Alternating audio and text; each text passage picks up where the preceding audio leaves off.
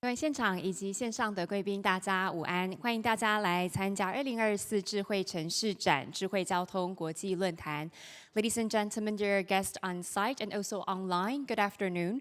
Welcome to the 2024 Smart City International Forum on Intelligent Transportation System.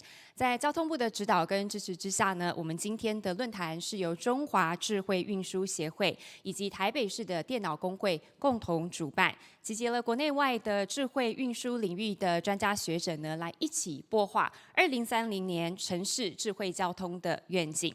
Today's forum is hosted by ITS Taiwan and Taipei Computer Association with the support of the Ministry of Transportation and Communications. We are very pleased to be joined by experts at home and abroad who are going to share with us their insights into the 2030 Urban Smart Transportation Vision. 在今天的论坛一开始呢，首先我们要邀请到的是主办单位社团法人中华智慧运输协会曾诗渊副理事长来为我们致开幕词。To kick off, first, please welcome Mr. Philip Tseng, Vice President of ITS Taiwan, for his opening remarks. 我们有请曾诗渊副理事长。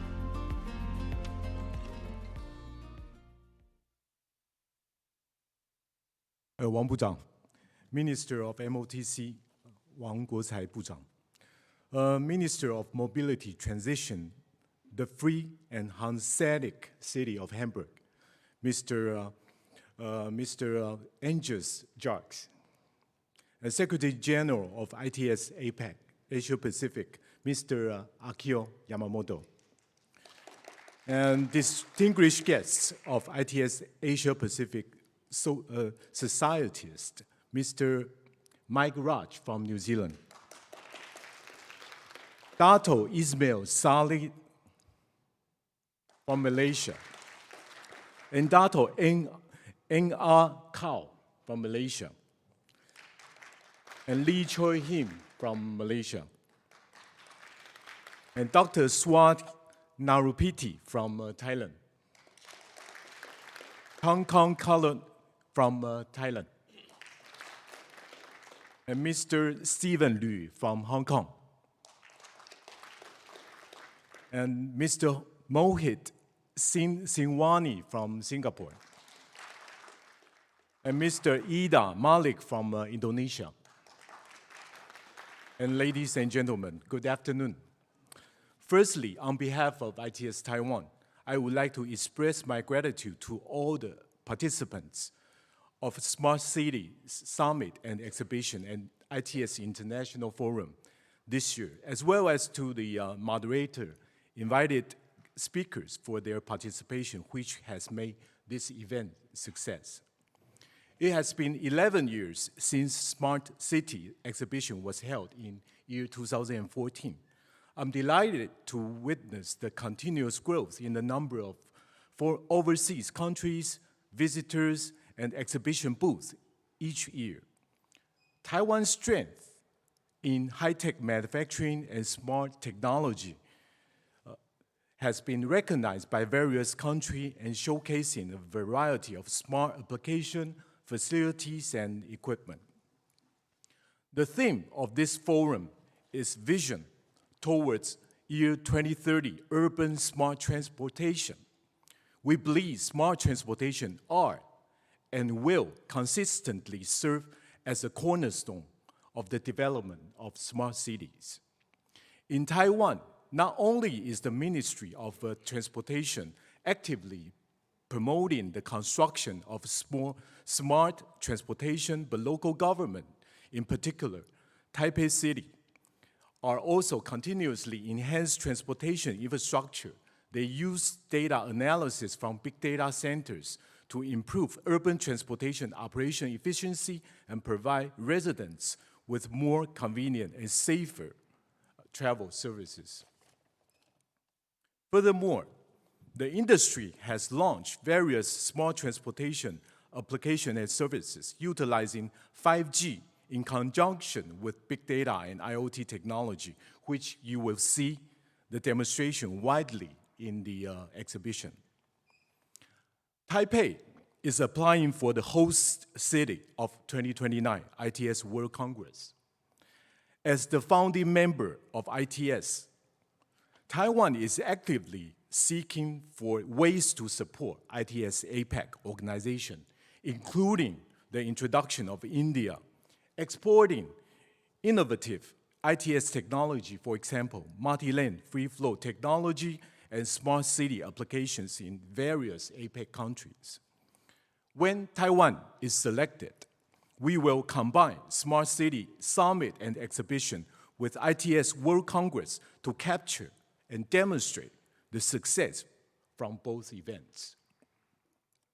Taipei and Taiwan, with its solid foundation in information and communication technology, is committed to demonstrating how ICT technology and AI, artificial intelligence, can advance ITS to achieve the goal of a harmonized society in year 2029. In this May, we will demonstrate our commitment in Taipei Pavilion in upcoming ITS APEC Forum held in Jakarta. You are warmly welcome to experience our demonstration. Last but not the least, I hope that during this 5-day event, all guests can establish cooperation with partners in the exhibition, bringing back opportunities. I also hope today's forum can be served as a platform for inspiring more innovative ideas to propel the development of better ITS and smart city ahead. I wish the forum a success. Thank you.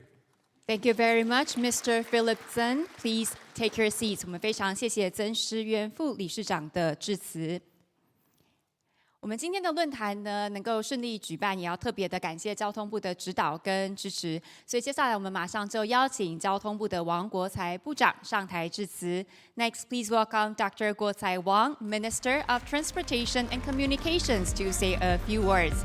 有请王国材部长。Vice President of ITS Taiwan, Fei Zeng, and very long title. President of the Authority for Transport and Mobility Transition, Dr. Jacques, Secretary General of ITS Asia Pacific, Mr. Akio Yamamoto, and other honorable guests of the ITS Asia Pacific societies, and speakers and all distinguished guests, ladies and gentlemen, and also attendees join us on YouTube. Good afternoon. On behalf of the MOTC Taiwan, I'm delighted to welcome all of you here at the 2024 Smart City International Forum on Intelligent Transportation System. In pursuit of the vision of smart cities, the development of intelligent transportation is indispensable. This year, the theme of the forum is 2030 Urban Smart Transportation Vision, which is consistent with one of our long-term development plan. In recent years, the ministry has been processing all kinds of data through big data analysis to optimize the public travel experience and drive industry development. The TDX, the main transport data exchange, is a platform that integrates transportation data such as land transport, maritime transport, and air transport. Also tourism, weather, traffic conditions, and parking. This platform allows business to provide value-added service, and more smart service can be created through data integration. In addition, my ministry continues to optimize infrastructure deployment, especially in the application of 5G, innovative and smart transportation service based on 5G communication technology. The technology has been launched for industries such as railway, tourism, highways, ports, airports, and logistics, assisting various transportation sectors in comprehensively collection data to enhance safety and efficiency. Since 2017, the MOTC has promoted 2 phases of ITS 4-year plan. That's we give all support to all sectors, which have achieved fruitful results in many aspects, including technology assistance to disadvantaged road users, and also smarter and safer intersection warnings, and the construction and the expansion of all around the country's traffic control centers, and the motorcycle safety systems. And also, we have the Danhai City with a CITS system, and also a mass ecosystem, and so on. We will continue to give the support, so we have a next 4-year plan, not from 2025 to 2028. The project has been determined and will begin next year with the goals. First, the goal safe. That means people-oriented. And go smart. That means technology, innovation, and industrial upgrading. And go green. Green, sustainable, and smart net zero. So I think we can work together, join our project around in Taiwan. 2024 Smart City Summit and Expo will continue to be held over the following days. Featuring an ITS pavilion. I welcome you to visit our booth and exchange ideas with partners from Taiwan. We look forward to working together in the future to innovative ITS products and application service. I hope that all you will enjoy and inspire the forum. And I wish we will beat the 2029 ITS World Congress.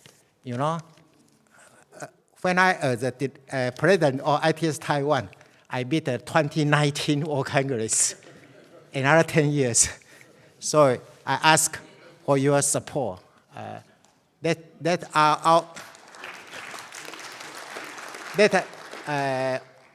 our dream come true. I wish you good health and forum complete success. Thank you, thank you. Thank you very much, Minister. 谢谢部长，部长请留步。我们等一下要邀请贵宾一起上台合影。Now we would like to invite our guest of honor to please join us on stage for a group photo. 我们有请曾世院副理事长，我们主持人刘建邦副局长 ，and we would like to invite our speakers, panelists, and moderator to please join us on stage for this group photo. 我们邀请所有的讲者和我们今天的语坛贵宾一起上台合影。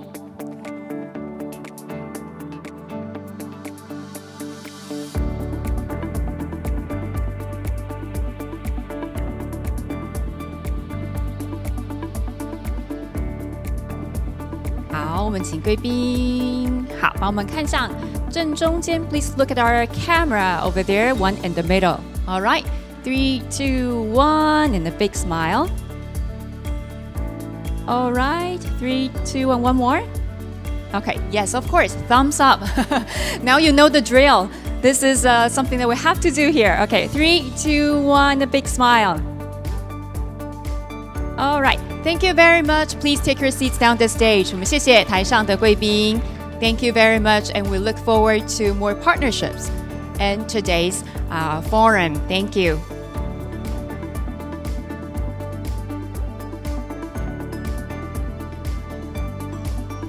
接下来呢，我们稍后要进行的论坛的主题就是2030城市智慧交通愿景的分享。我们稍后呢邀请了世界各国在智慧运输领域的先进呢，来跟大家分享他们如何规划在2030年要去实现这个智慧城市的愿景，他们在当中面临了什么样的挑战，以及要如何解决他们所面临的挑战。So we will move on to the presentations on the 2030 Urban Smart Transportation Vision. In this session, we have invited experts in intelligent transportation system worldwide to share with us how they plan to achieve and realize the vision of smart urban transportation by 2030, the challenges that they are faced with right now, and how they have been coping with such challenges. There will be a panel discussion after the 2 sharing sessions. 那这个场次的主持人呢，我们邀请到的是高雄市政府交通局的刘建邦副局长。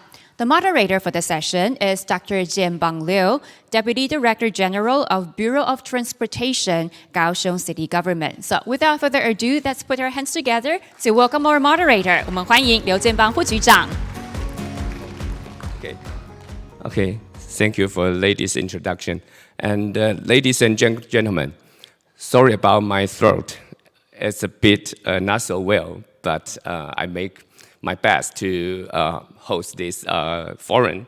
So welcome to the 2024 Smart City International Forum on ITS.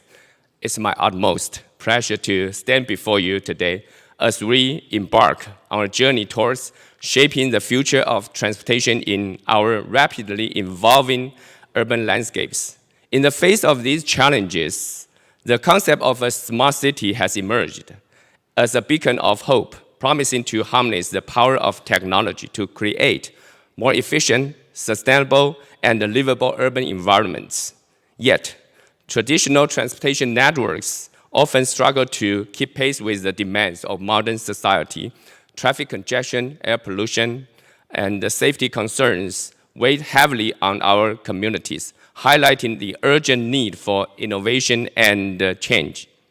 So the purpose of this forum is simple yet profound: to explore how ITS can revolutionize the way we move within and between our cities. We will have 8 excellent speakers coming from Asia Pacific region and Europe to share their experience and knowledge. I do believe this forum will be very informative and fruitful.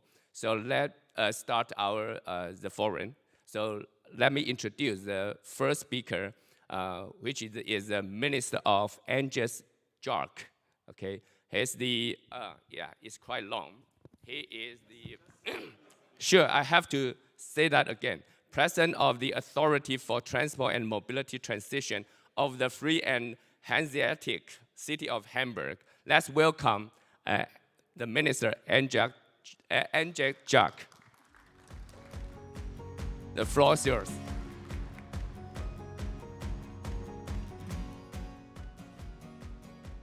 Yeah, dear distinguished guests, dear IDS community, dear ladies and gentlemen, yes, I am an elected minister in my city, and it's called the Free and Hanseatic City of Hamburg, and the department is called for Traffic and Mobility Transition, but you can also just call me Agnes.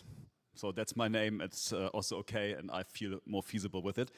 And the main thing is about this ministry, maybe it is interesting for you, is, I'm coming from Germany, and you all know that Germany is a car-producing nation. And here I'm standing in front of you, and I'm telling you, I'm a minister on state level, and I'm calling my department Ministry for Mobility Transition. So the message and the mission is, in 2 words, we want to have less cars in our city.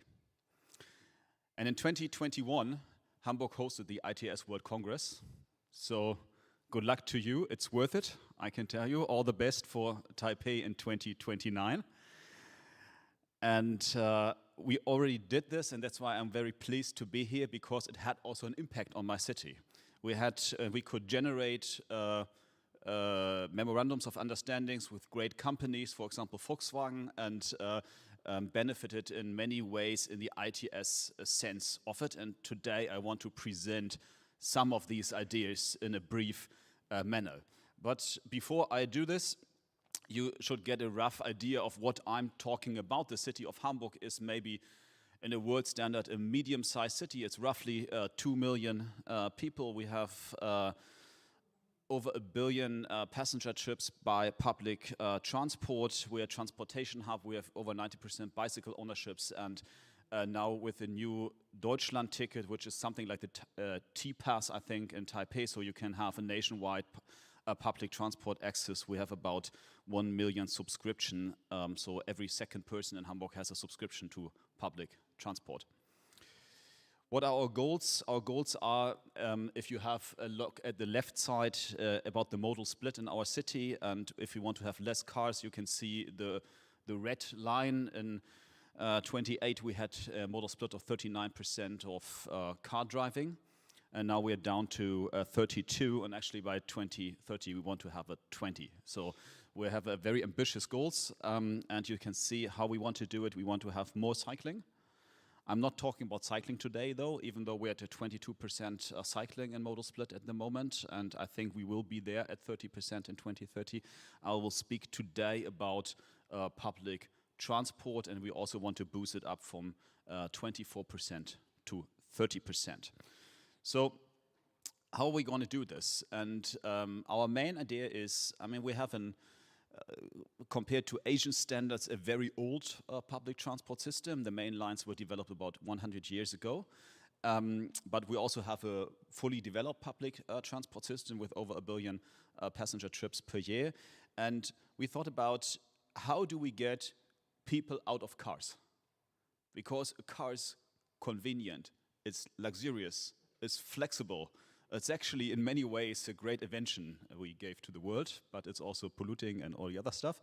So the question is, how do we do this? And our promise, we made a promise to our population, and we said, we as the government of Hamburg, we want to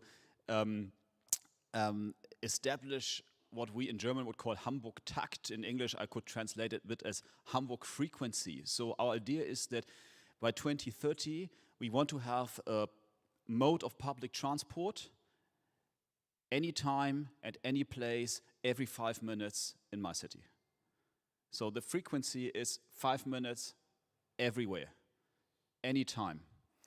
And today I want to point out to you, how do we want to get there with, like, say, the traditional methods, but we also need to have a revolution called automated driving within public transport. And how a model like this could look like, we're not there yet.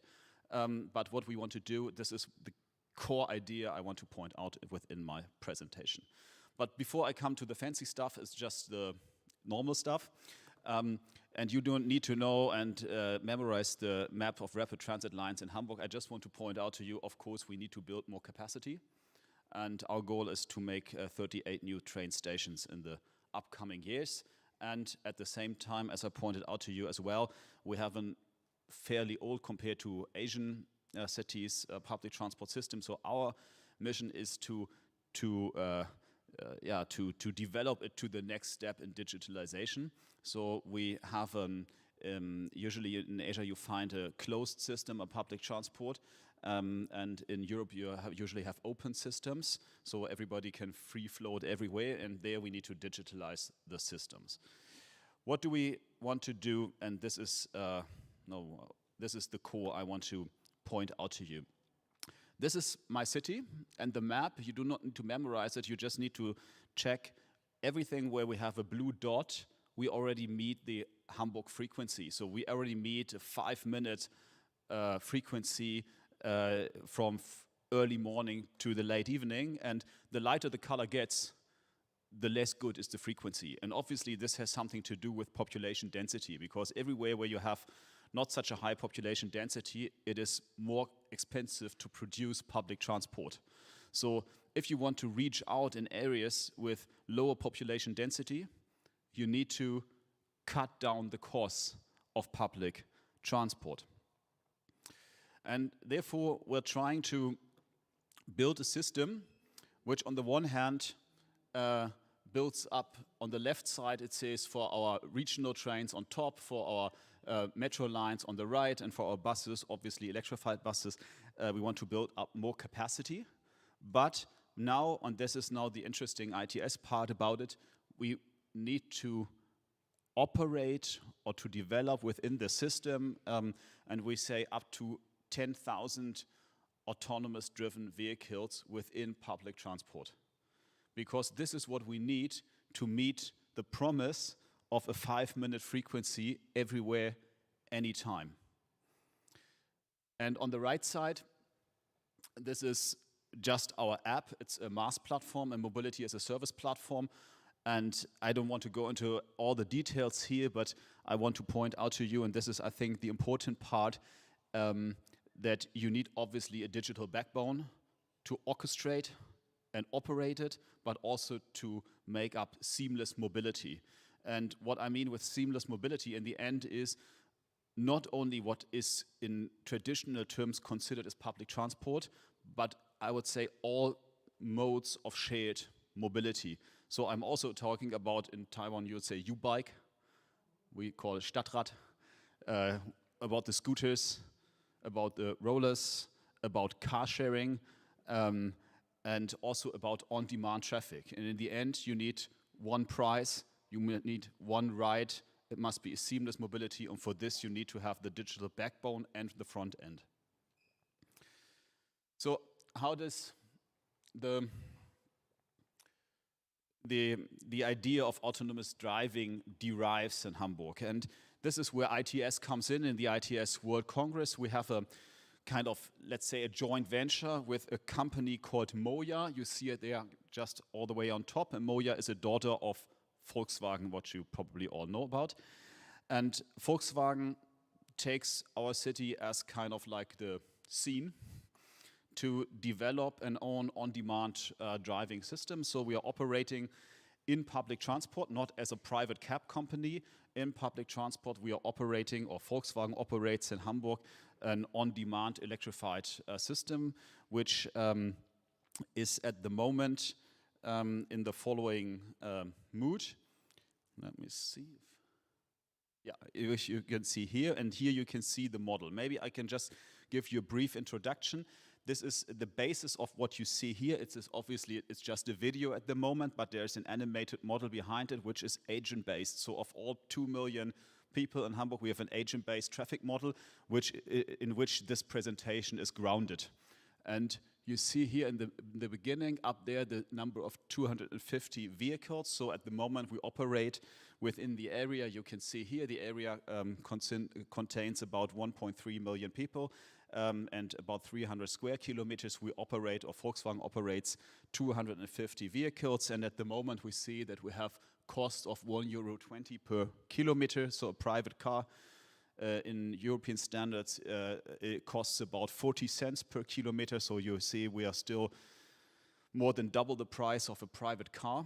And at the moment, the whole on-demand system has a modal split of 0.1%. So the 250 cars are interesting, but to tell you the truth, as they do not make a difference in terms of mobility transition. And maybe some other figures that might be interesting for you. We have an occupancy rate of 1.4 passengers, so we are better than just a private car or a private cab, maybe also better than a private car, but we are not there where we want to go yet. And the users are 32,000 per week. And now we made up, and this, one more thing that might be interesting for you, the dots you see there are the moving vehicles during time. So it is a video that shows you how the cars are going through the city in a 24-hour day. And the different colors tell you the different occupancy rates of the cars. So we made up different models, and I'm not going into all the details, but you see here this is scenario 1. This is the scenario we are at the moment. And now, because I think I don't have time forever, I'm jumping to scenario 5. So you can see here now scenario 5. In the middle you see that we have about 10K, so 10,000 vehicles, and AD, so autonomous driven. And there you see what on the left side in the city, how it changes the city and how you can get a 5-minute frequency out of it. And at the same time, what you see here in the end, and this is quite interesting, is the costs. They were in scenario 1 at €1.20 per kilometer. They dropped to 40 cents. So they are now at the same cost efficiency as a private car, which is a very important key figure in the end for rolling it out. And we have a modal split on the right side here of 8.1%. So in the beginning, I told you we want to reach 80% modal split for active mobility and public transport. And this is one of the key ideas to go there. Our occupancy rate roses a lot to 2.2%, and the users are not at 60,000 but at 1.2 million per week. And now this is the general idea to make it more visual, and obviously it's not only about public transport in the city, but it is also about public transport to bring public transport to more rural areas, because you drop down the costs of public transport per kilometer. So what happens if you establish such a model to the mobility in Hamburg in total? Yeah? Do you run such a model against other modes of active mobility, or does it do other modes of mobility you want to enhance benefit from it? And here the model we have created tells you actually that we are reaching our goal because individual car use will drop down dramatically. We'll reach the goals we want to reach. Public transport obviously rises a lot, and biking, I would say, is not harmed. So, and also walking stays about the same. This is a very important knowledge, because many people argue that you're actually working against public transport if you establish such a model, and obviously you need to also think about the details about it. So there are lots of factors behind it. You also need to establish, for example, you need to rise costs for parking if you want to go in this direction. And I can't talk about every detail of this model at the moment, but the general idea is, or the general direction is the right direction. So now many people talk about autonomous driving, and the question is where are we at the moment? At the moment, we are in the sense that Volkswagen drives autonomously in the city, but still with a safety driver in. And we will open the system this summer for passengers, for a closed passenger group. And next year, it's our goal to take out the driver. And in 2027, the goal is to scale it up. So we are not in the position to have the breakthrough yet, but we are also not in the position anymore to say this is just a pilot. The idea is to lay the ground now for scaling the whole idea, and Volkswagen will integrate the system at first in the ID bus, which is the predecessor of the Volkswagen bus. So it is also, as soon the technology works, it is easy to scale it up, because hundreds of thousands of these units can be produced every year. In 2027, the goal is to reach 800 autonomous driven vehicles in the city, and then to scale it up as more as it gets. This is the main idea of my presentation, but obviously there are a lot more things to it. Taiwan has the T-Pass. I just want to point out that we have now this, what we call Deutschland ticket, a nationwide public transport ticket, which made public transport within the country seamless, easier, digital, less bureaucratic, and which also cut the prices in Hamburg by half. So we are selling about 400,000 extra subscriptions at the moment. So the way to get there is much easier, and to integrate it into the mobility platform. And I already pointed this out to you, that the mobility platform, or the mobility as a service platform, does not only include public transport, but must include, in the end of the day, seamless mobility through all kinds of sharing modes.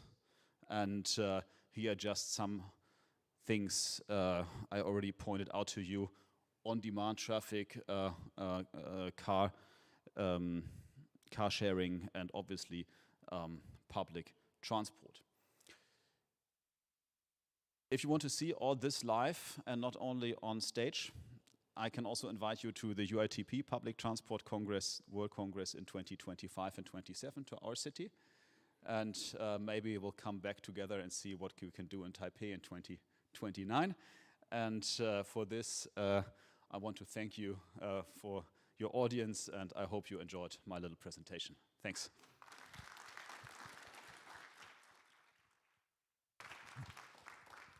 Well, thanks for Jacques' excellent presentation. We understand. He just gave us very short and very interesting story.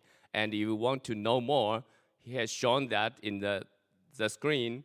The Hamburg will host the UITP Congress next year. So welcome all of you in front, include the friends in Taiwan. Let's make a group.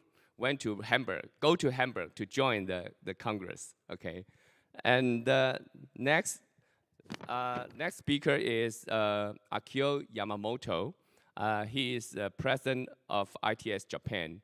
And I remember him very well because I was received the ITS World Congress Local Government Award from Yamamoto. I was very honored. So thank you, and let's welcome Akio Yamamoto give us a presentation. Thank you.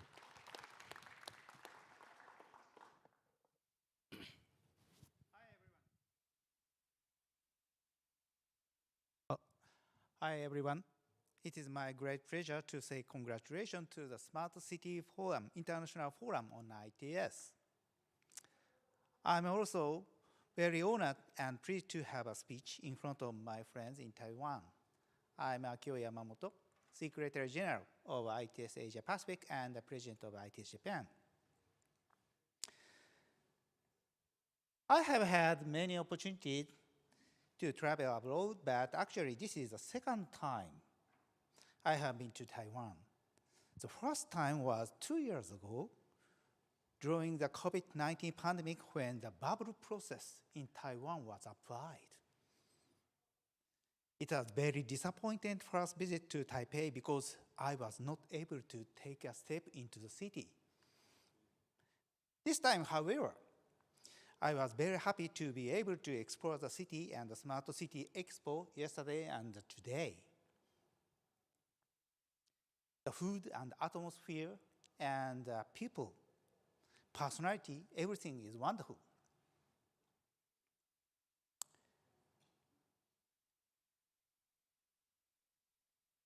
The theme of this event is 2030 Urban Smart Transportation Vision.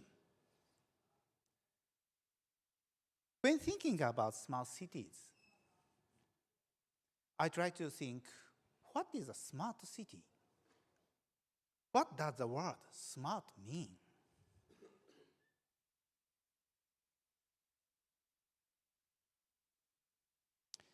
The smart city includes urban planning and architectural design, high-speed communication infrastructure and sensors devices,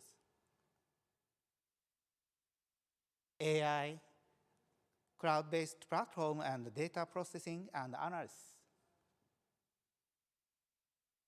smart grids and energy efficiency technologies, and also transportation management and mobility.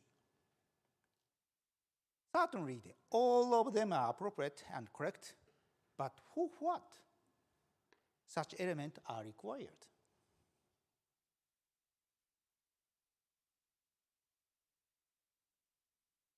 I believe we always have to consider the purpose of a smart city and these elements. As I mentioned earlier in the previous slide, people often discuss how to create smart cities by AI, utilizing 5G, even 6G, automate driving and mass and digitalization and so on.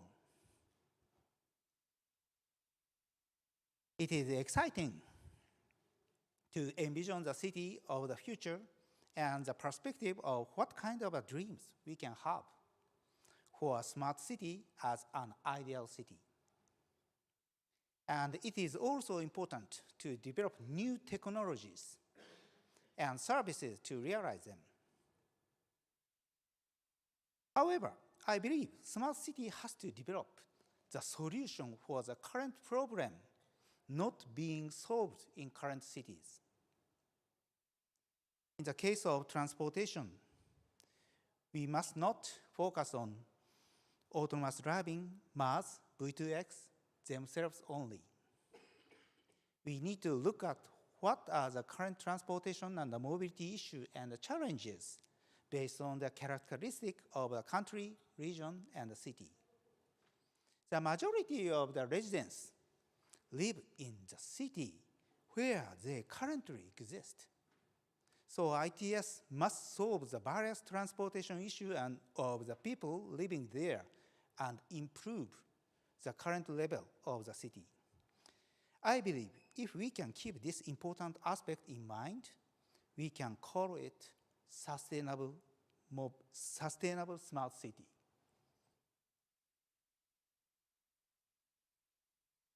ITS transportation systems. This name was first used about 30 years ago. At that time, the focus was on how to utilize roads safely and efficiently.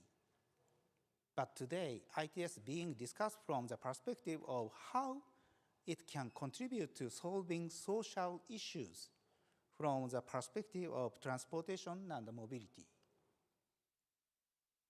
As you can see on the slide, on the right side, ITS is a solution that contributes to safe and secure mobility, enjoyment, freedom of movement, carbon neutrality, net zero, disaster resilience, and how to improve local transportation in order to support local economies.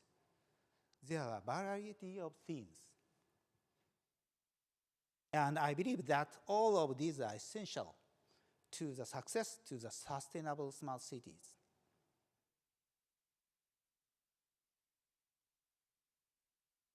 Today, I'd like to talk about some of these urban issues from the perspective of disaster countermeasures, which are necessary for sustainable smart cities, and I believe ITS have to contribute to the creation of effective actions towards disasters. In Japan, large-scale earthquakes and floods caused by torrential rains occurred almost every year, and the ITS contribution to disaster recovery is currently the focus on much attention in Japan and must be promoted. I believe that these issues are the same as in Taiwan. As far as I know, the last September, Taiwan was hit by the major typhoon that caused extensive damage. And I believe that countermeasures against disasters should be considered in the same way as in Japan. In Japan, as you may know, a magnitude of 7.6 earthquake hit the Noto region on January 1st this year. To digress for the moment, just as in the case of the Great East Japan earthquake, Japan received tremendous support and donations from the people of Taiwan. And I was deeply touched by the warm feeling of the people here. On behalf of Japan, I'd like to express my deepest gratitude. This relationship is one of the reasons why I love Taiwan so much. The Noto region is located at a distance from the central cities such as Tokyo and Osaka, and it is a region without a large population or many highways due to its topography. In the recent earthquake, the roads in the region were severely damaged at that time.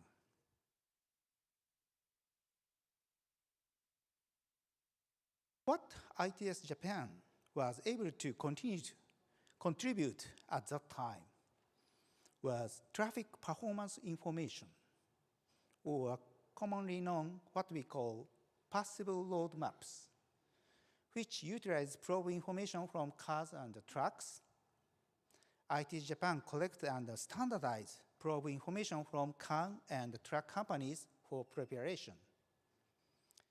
When a major disaster occurs, that information is provided to Ministry of Land Infrastructure, Transport and Tourism, and the other ministries in the Japanese government. What you see here is a map of the possible roads or information on traffic performance after the Noto earthquake occurred. The road in green is passable. The other road is not available to pass through. This information was shared with local government and posted on ITS Japan's website, also, and shared with the general public so that it could be used as valuable information. For example, many logistic companies could use this information for their relief efforts.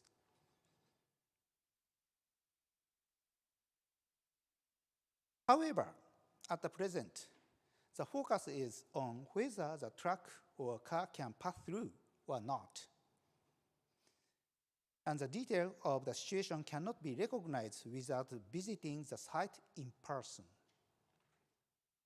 It has taken some time for the media to visit the area and grasp the situation on the ground as shown in the photos. So, now we are thinking of making this information even more sophisticated. Please look at the yellow portion. Recently, camera has been installed in cars, and we can utilize this as well as adding aerial image from drones and other sources. So we could use this to grasp and share more detailed information about the situation.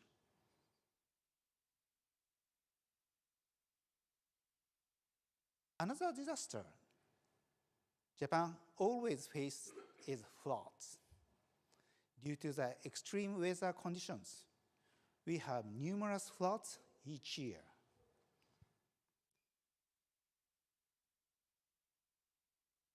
Typically, heavy rains is brought on by storm clouds at low altitude. The raindrops can be detected through radio waves being shot through in a straight line from the weather radar.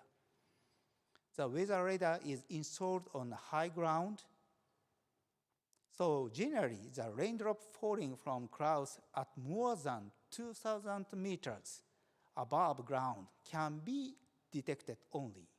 Furthermore, if there is a mountain between the rain cloud and the radar, or if the rain cloud and the radar are far apart, rain cannot be detected.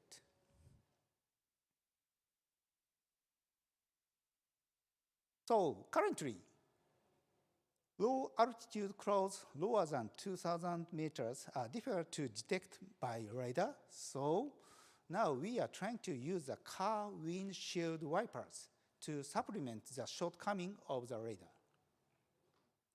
Therefore, we are trying to identify if it is actually raining by checking the operating status of vehicle windshield wipers. This is intended to prevent vehicles from being stranded on flooded roads, or, in the worst case, that are submerged underwater.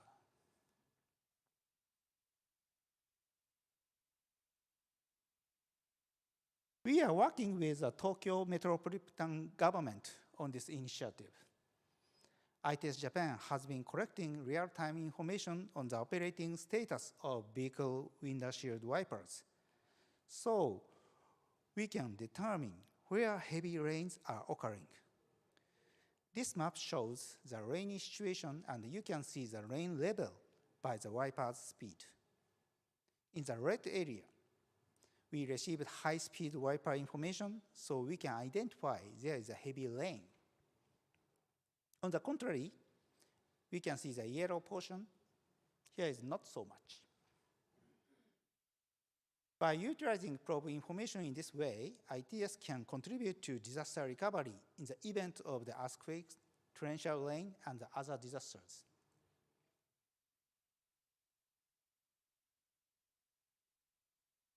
Today, I introduced the example of the ITS contribution to disaster recovery in Japan. While it is important to develop various cutting-edge technologies and services, those cities would only be considered as smart city. However, I believe that what is necessary for the sustainable smart city is that they must contribute to solving various issues that exist in cities today. Again, if we can keep this important aspect in mind, we can call them sustainable smart city.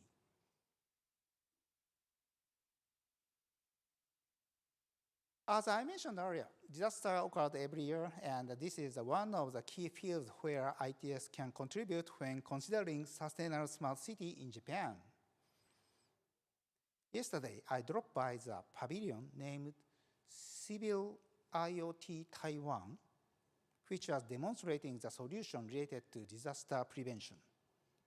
Like this, I believe that similar activities are being promoted in Taiwan, so it would be wonderful if we could share and discuss information with the people in this area, as well as in other ITS topics besides disaster countermeasures and prevention, so that we can improve our mutual activities.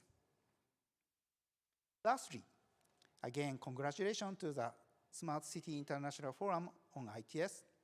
Unfortunately, I must leave here today from now on, but I'm eager to come back here again next year and at the big event in the future. Thank you very much for having me today. Thank you very much. Thanks, Yamamoto's excellent presentation. And thanks for your support for Taiwan. And I hope in the future you give more support to the Taiwan ITS Society. Okay. Next speaker is Dr. Sarawit Narapiti, my good friend. He's also the former ITS president of ITS Thailand and also the associate professor at the Chulalongkorn University. And he dedicated in ITS research and development for more than 20 years. Let's welcome Narapiti's presentation. Thank you. Thank you very much, and good afternoon, everyone. It's my honor to be here again in this forum.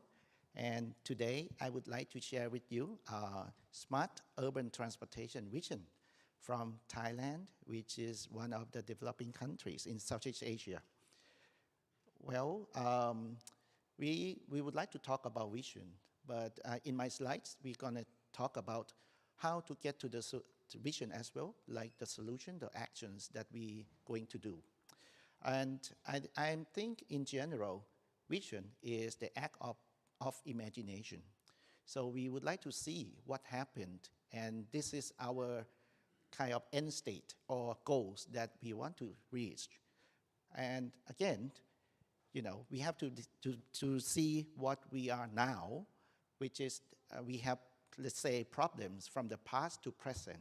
So that is the current conditions that we have to consider as well before we reach the goal.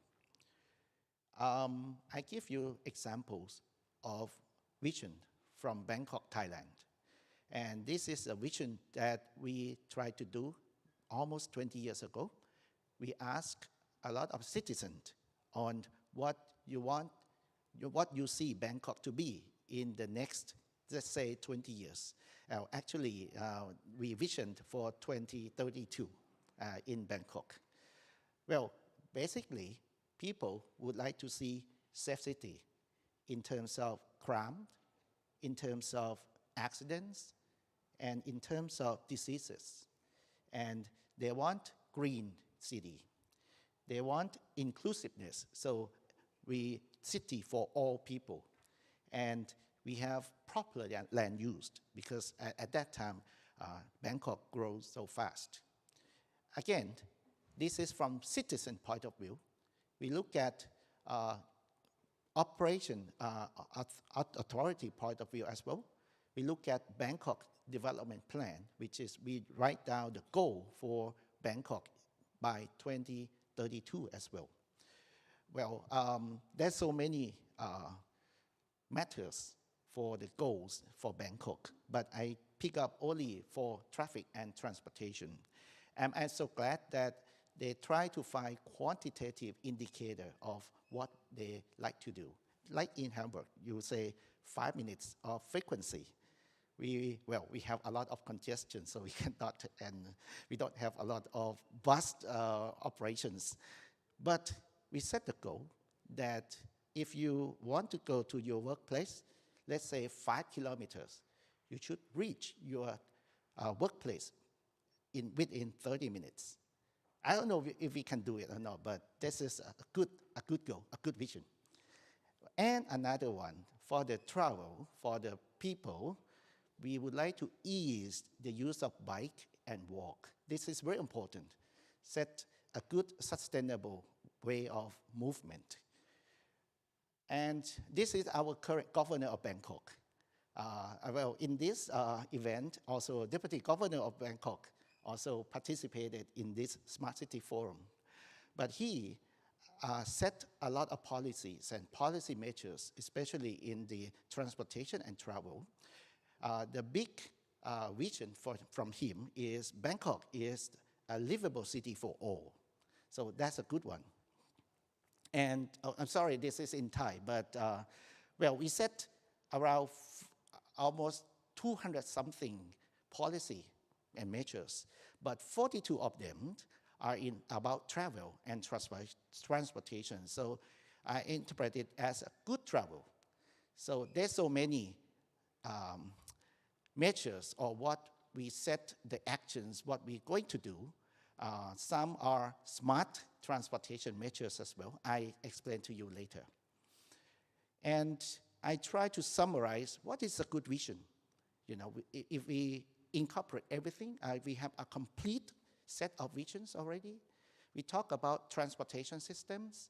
We talk about seamless, integrated, efficient. We talk about only transportation system. How about people? We want accessibility. People can access everywhere and affordable. And city for all means that everyone can enjoy the travel or mobility. And also, we have to consider environment. We have to reduce the environmental impact that we create in transportation sectors. So we have to find green solution in our vision as well. So with these three, I show you that's its vision. That is a future aim that we want to go to. But how about the past and present? Of course, let's say Bangkok is a bigger city in Thailand. It's a capital city, yet we have a lot of problems. Of course, we have a variety of choices of travel, like modes of transportation. But again, you know, some are poor, some are not so good. We have problems of congestion, of course, everywhere. We have pollution, safety concern, especially for motorcycle. If you notice, you know, 80% of fatality in Thailand is motorcycle. And we have challenge. Challenge is not for travelers. The traveler challenge would be, can I have reliable travel? You know, and can it be more convenient? Or, you know, can I access, easy to access everywhere in the city and also at cost? But the challenge is for operators, authorities, or planners as well, that how they deal with this kind of problem. We have infrastructure limitation. We don't have a lot of budget. We have a lot of constraint in several ways. Okay, now we understand the past, present, and the goal. How we reach the goal? We need some actions. I call it solutions. And there's so many solutions that we can do, conventional way or smart transportation solutions way. And I give one example on, of course, we talk about public transportation. We want to enhance public transportation for more efficiency and more coverage. In Bangkok, we have rail, we have bus, we have some other modes. So we just came up with concept of trunk line and feeder, that we used urban rail as a trunk line and other modes as a feeder. That's a good concept though. Yeah, and we have a variety of feeder services that now is a main trunk line, but we can convert it into feeders. But again, we still struggle with the integration of these mode of transportations. And what we want at the end is we want more seamless, we want more convenient, we want more choices for people to travel. Now we have mainly conventional modes like rail, bus, taxi. How about some other modes like shared mobility that will come maybe have a bigger role in movements of people, more choices, and travel with confidence. Well, now we turn to what other mode of transportation what other solutions that we can do. How we get the smart solutions? Can we use IoT, use advanced technologies, big data to do the jobs? And of course, the same goal, but we can do lots of things with the smart solutions. Well, according to a study submitted to House of Representatives, we understand that using technology is good. We can add a lot of sensors, getting more data, and we have good processing and do the traffic management, for example, to solve the traffic problem, for example. So I think, well, people agree this is a good way to do. But again, we try to do it, and we come up with some actions or proposed projects to do, and even some demonstration projects. And to do the ITS solution, we start with like CCTV, computer visions, and then probe vehicles using big good processing, AI, the visual analytics, and so on. And to control the traffic, we can do the advanced traffic management or control system like adaptive signal control and things like that. Yes, this is a part of the solutions that we think about it in our plan. And this is the current traffic control center or traffic management center by City of Bangkok. So we really want to upgrade this so that the operator can have better efficiency in terms of managing the traffic. And hopefully, not only City of Bangkok, but they can link data-wise with other road authorities so that they can have a complete set and integrated management to the traffic. To the right is the management center by motorway, freeway, and so on, and police. And give you one example, another example of what we can do to make better convenience. Unfortunately, here you talk about T-card or Smart Easy Card. In Thailand, we don't have it yet. So this is our present condition. We still, if you get on the bus, you can still pay by cash. Okay, improvement though. We have some QR code that you can scan and pay for the fare. But again, it's not totally integrated. Like you can use it on some routes from some companies. And even to go from the bus to the rail, even 2 rail lines, you need 2 cards. So that's one. Our vision is to make convenience. The present is not so good, so we have to make common ticket. And well, another example, to have a complete package, making more convenience to the traveler, not the private cars. It could be mobility as a service. So what we want is to promoting not only current public transport, but also the new mobilities that we're going to have it soon or on now or in the future. So we have to build mobility as a service ecosystems. Why? We think this is a good way because we see disruption in other sectors. Like it's very popular for people in Thailand to have food delivery. Okay, banking, of course, we go by applications. So and on your hand, you can do everything. And we think that it's an example already by some private companies to integrate all these mobility services into one application platforms. Very popular, and there's a few companies already. Again, this is good, so we have to do further so that we can reach our goal. And what we want from mobility as a service, for example, we have lots of things that we can do. We can plan, okay? We can plan and we can see many options in your hand, and maybe you can have a good e-payment, even subscription for monthly basis. And more important, we can add a new mobility services like car sharing, and we have three-wheelers, we call tuk-tuk, and there's sharing. Sharing tuk-tuk is also popular in Bangkok now. So we can add into one, so it's a good option for the people to go around. I give you 3 examples already, but I think we still have a lot of things to do. We need a lot of actions in order to reach our goals. I give you a few examples now. Motorcycles is very popular, not only in Bangkok, but everywhere in Thailand. And very, very dangerous though. You can see that they're not wearing helmet. And people walk like crosses road. It's quite dangerous as well. So some of them can be not smart solution. We can have a helmet wearing campaign that helps.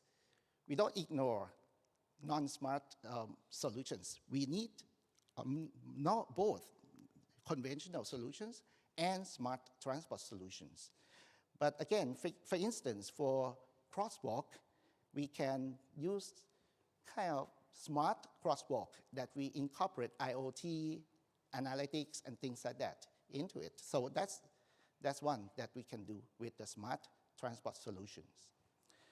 And we have a problem with circulation feeder systems, as I said, that we want people to move around in short distance, maybe for egress and to the destination. And also we have motorcycle taxi, also popular. So what we can do to make it more convenient, more reliable? Again, autonomous shuttle could come in play, that we can provide this. And we have study saying that people like it because they can go anytime, anywhere. Like, you can build up more, not frequency, but you can reach them better, and more reliable way. And for motorcycle taxi, now you have to go and wave and you have to wait. But how about having apps, just like taxi or other new mobility modes? We can do so, yes. And we like to integrate this into a bigger picture, like mobility as a service. Again, we have lots of things that we have to do to reach our goal, our vision. I point out one more thing on the environmental issues. We provide electric bus as well. We've seen it in the exhibition. It's very good topic to say, but it's long, so let me skip this one. But this is very interesting because now a lot of bus, if they replace the bus with a new one, they like to have EV bus, even though it is more expensive. So that's a good one, good story to tell. But again, let me summarize my talk. Vision for smart urban transportation could be very same everywhere. We want to enhance city mobility to the next level. Of course, we don't want to just stay to the same level. today also. But again, we have lots of things to consider. Not only mobility, convenience, easing traffic congestion, but we need to prioritize safety and environmental sustainability as well. I can assure you that smart mobility, smart solutions can come in play. We are ITS people. We can use our ITS as an enabler or solution for these and bring us to the vision that we want in the city. But some of them needs new business model. It's not easy. It's new. Just like mobility as a service, we try to introduce it in Bangkok or in Thailand, but it involves with the new business model or ecosystem. So this is something that we have to do to reach our vision. With that, thank you very much for your attention. Okay, thank you, Narpiti. Thanks for sharing your expertise and from the recent development in Bangkok. That really inspired us all. Okay, so that's the first session. Once again, let's give big applause to our three excellent speakers. And we will have a 20 minutes short break. And let us come back to this room. I think it's better to fix our clock. So come back at 3 o'clock. Thank you. Thank you very much to Dr. Liu for moderating the session, and thank you to all panelists. Ladies and gentlemen, we will now break for coffee, and coffee and tea are served outside, so please help yourselves. Our next session will start at 10 to 3, so please be back by 10 to 3. Thank you very much.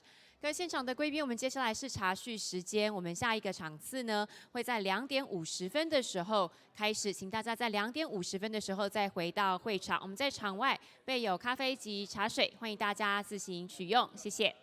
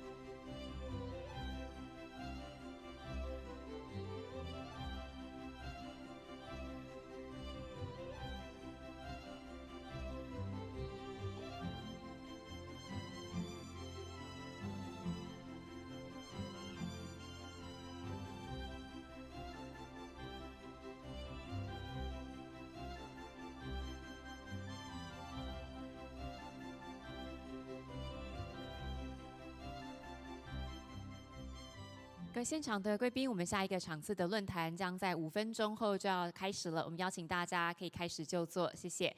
Ladies and gentlemen, our next session will begin in about 5 minutes, so we would like to invite everyone to please take your seats. Thank you very much.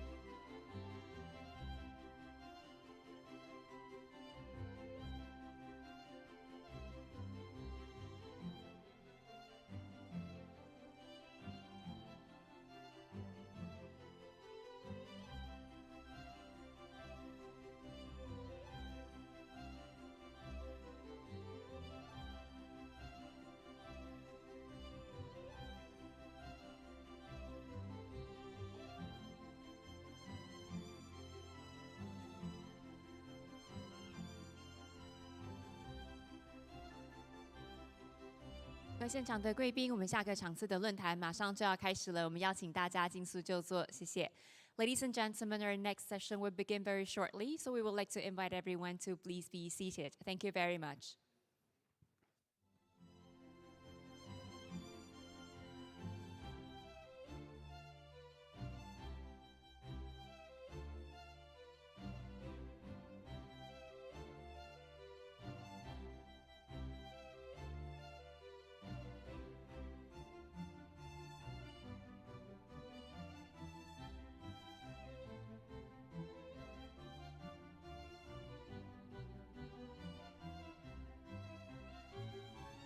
各位现场还有线上的贵宾，欢迎大家回到我们的智慧交通国际论坛。Ladies and gentlemen on site and also online, welcome back to the Smart City International Forum on Intelligent Transportation System.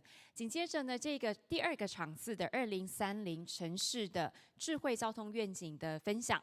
首先呢，我们邀请到的第一位讲者是纽西兰智慧运输协会的理事长 Mike Raj。So continuing the session on the 2030 Urban Smart Transportation Vision, our first speaker for the session is Mr. Mike Raj, President of ITS New Zealand. So ladies and gentlemen, please join me in welcoming Mr. Mike Raj. Is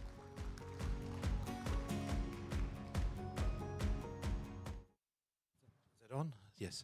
Shasha, and thank you very much to ITS Taiwan and the organisers of this event for inviting me. It's been absolutely fantastic so far. One of the things that I think is really important to note is that second line up there, that it's not going to be the technology that's going to hold us up in terms of achieving our smart city and smart transport urban network objectives. It's just not going to be that.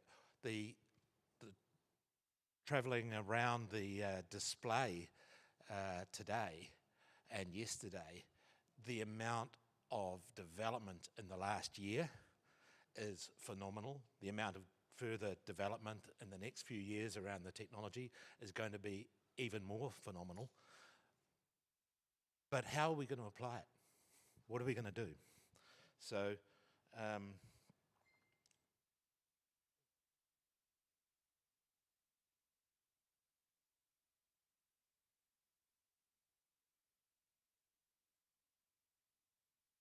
right. So, very simple statement. By 2030, advances in smart transportation should create more connected, efficient and sustainable urban environments, promoting a higher quality of life for residents. However, there are a lot of barriers to actually making that happen, and I think I'm going to talk a little bit about New Zealand, because one of the things New Zealand doesn't have is it doesn't have a smart city or a smart urban vision. And that lack of a smart urban vision and a 3-year election cycle means that we don't make a lot of progress towards things. So we need to be able to establish a political will that goes across parties and things like that to be able to achieve some of those things. So just remember which way to do this. But let's look at what maybe we might be able to do. Increase safety, we've talked about this, vehicle to X, and I actually think we now need to start to talk specifically about vehicle to vulnerable road users, because I think there's a lot of little initiatives we can do to make those happen. We can talk about improved public transport, and we've heard a number of talks about that, the dynamic and demand timetabling, more multimodal, all those sorts of things. Decrease congestion with improved demand management and charging, smarter traffic management, CITS, dynamic routing for improved outcomes, and improved urban form. We can look at curb management activities, we can look at dynamic parking, we can start to use some of the analytics to be able to understand the link between urban form and our transport system much better. But walking around today and yesterday, we're doing this stuff's happening. It's already there. We can use it, but we're not, because it's new and because of where it's at, we're not actually able to integrate that in a coordinated way, because to do that we need more systems thinking, more systems and data integration between some of these things, and more measurement and planning. So with this list of what the barriers are, I changed the order about 12 times while I was preparing it. And as I started to look at it before coming up on stage, I wanted to change it again. And I've been talking to a few people over the last couple of days, and one of the big changes that we need to think about is the legacy human thinking that we have, and whether that's the human thinking of our planners in the transport department, whether it's the human thinking of our politicians, or whether it's the human thinking of the people that are using the system, changing that legacy system and the way they approach the problems is fundamental to being able to get things to happen. In the last few years in New Zealand, we've invested a lot in our public transport system and public transport networks. But the latest, what they call a government policy statement, and it's only a draft at the moment, it was released about 3 or 4 days before I came here, has said, well, we've spent all this money and we haven't got this outcome. Therefore, we're not going to spend any more money. We're actually going to take money away from that and go and spend it somewhere else.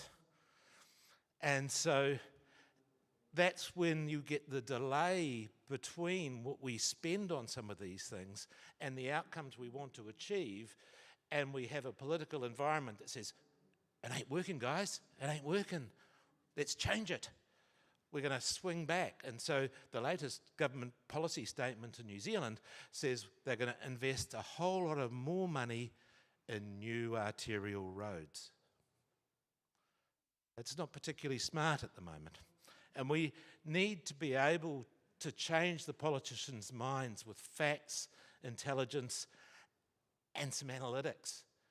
And boy, there's some mighty analytics going on downstairs in terms of people actually understanding the connection between things, but we need to be able to pull that together and make it work. And that means that we need to sort out some of the inconsistencies around who owns the data, how it's shared, how it's used, and how it's then distributed back to people so they can make better decisions. And until we do some of those things, we're not going to get very far in New Zealand in an environment where things change every 3 years. Right, so addressing those barriers in a systematic way will help us speed up our move to smart urban transport and smart city, and also focus on things that some people might care about in the short term. So, what do we need to do now to really be able to make this work? I think we have to be able to define the system boundaries for what we mean by a smart urban transport system. And we're here as part of a smart city conference, and the connection between the health, education, and the whole operation, the energy usage of the city is intimately connected to a smart transport system. We've seen downstairs again a whole lot of people looking at how to optimize the charging of all the electric fleet we're going to have across the city. And that's going to become very important because a lot of the electricity grids aren't capable of charging all the vehicles that we want to charge exactly where we want them at the same time. So we have to integrate the smart charging with how our buses travel, how our cars travel, etc. So we need to define the boundaries of the system and how it interacts with other parts of the system. We then, I believe, need to start to measure, improve our modelling of the outcomes within those systems, demonstrate the success as we go, and allow tactical pivoting when we don't get things right. Because we're not always going to get things right. As I said, we've invested a lot of money in public transport in New Zealand in the last 3 or 4 years, and we haven't seen the commensurate, in fact we've seen a reduction, and for a whole variety of reasons, in passenger transport usage. But it's probably not just that investment that is causing that reduction. There'll be other things. There's changes in buying habit. Are the routes going to the right places? And we're not really capable of modelling all that because some of that information is not related just to the transport network. It's related to other things. And so we need to be able to integrate that. And in the system, define the outcomes we want and make sure we're going to achieve them, whether they're health outcomes, education outcomes, or transport outcomes. It doesn't matter, because increasingly the transport network is going to be contributing to the health outcomes. It's going to be contributing to the education outcomes. And we need to be able to show that in a way that allows the politicians to continue to invest. And because, come back to that point I made earlier about the importance of the change in the human systems, we need to be able to take people along that journey and invest in telling the story about what we're doing, because we don't tell that story very well. And I was talking to my colleagues from New Zealand just before about how in Auckland Transport they're telling people what they're doing, but they're not saying the why very well. And they're not being able to measure and then come back to it. And that's really important, that we should be able to do that, because that will help get some of those skeptics over the line. And we also need to understand some of our legacy systems in terms of our IT systems, because we're in danger at the moment, particularly in New Zealand, of building new legacy systems that will actually hold us up. It was great to see the ticketing system and the HVV, I think it was, from Hamburg, looking at a national ticketing system and integrating with the mobility as a service system. In New Zealand, we are at the moment just beginning to roll out a national ticketing system that has no thought at this stage of how it might integrate with a mobility as a service system. And it's working.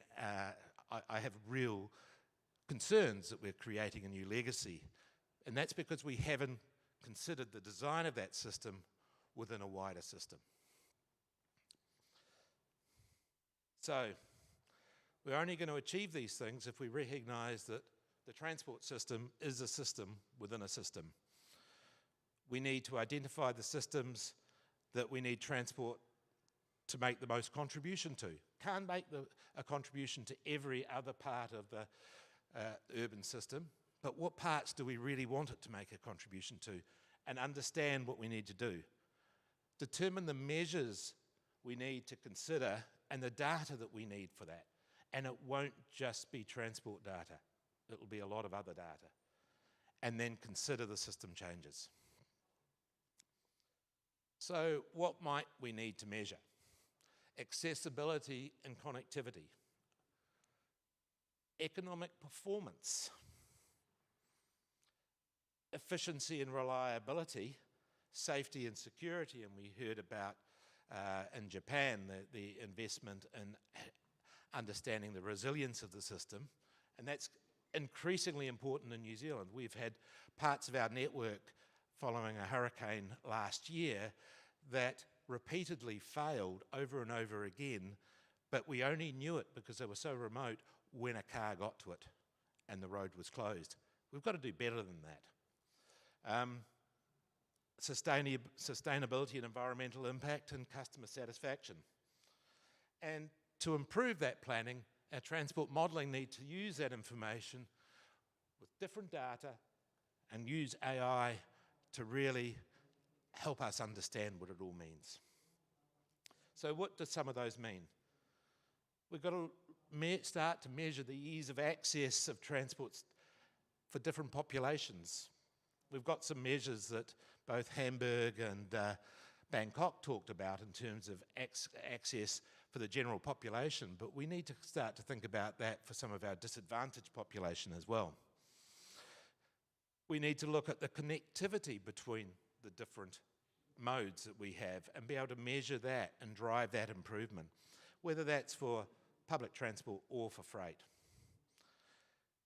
And how well do we really understand the contribution of the transport sector to the overall economic performance of the country?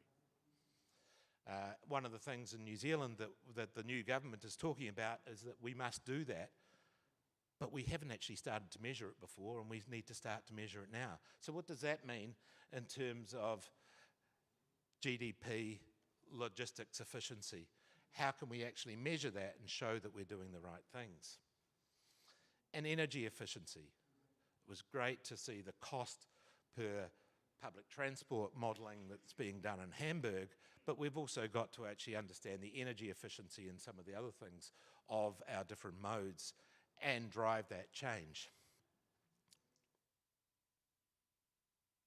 So, this is the first slide all over again. In 2030, we will have made some significant improvements, but we will make more improvements if we stop and think about some of those challenges.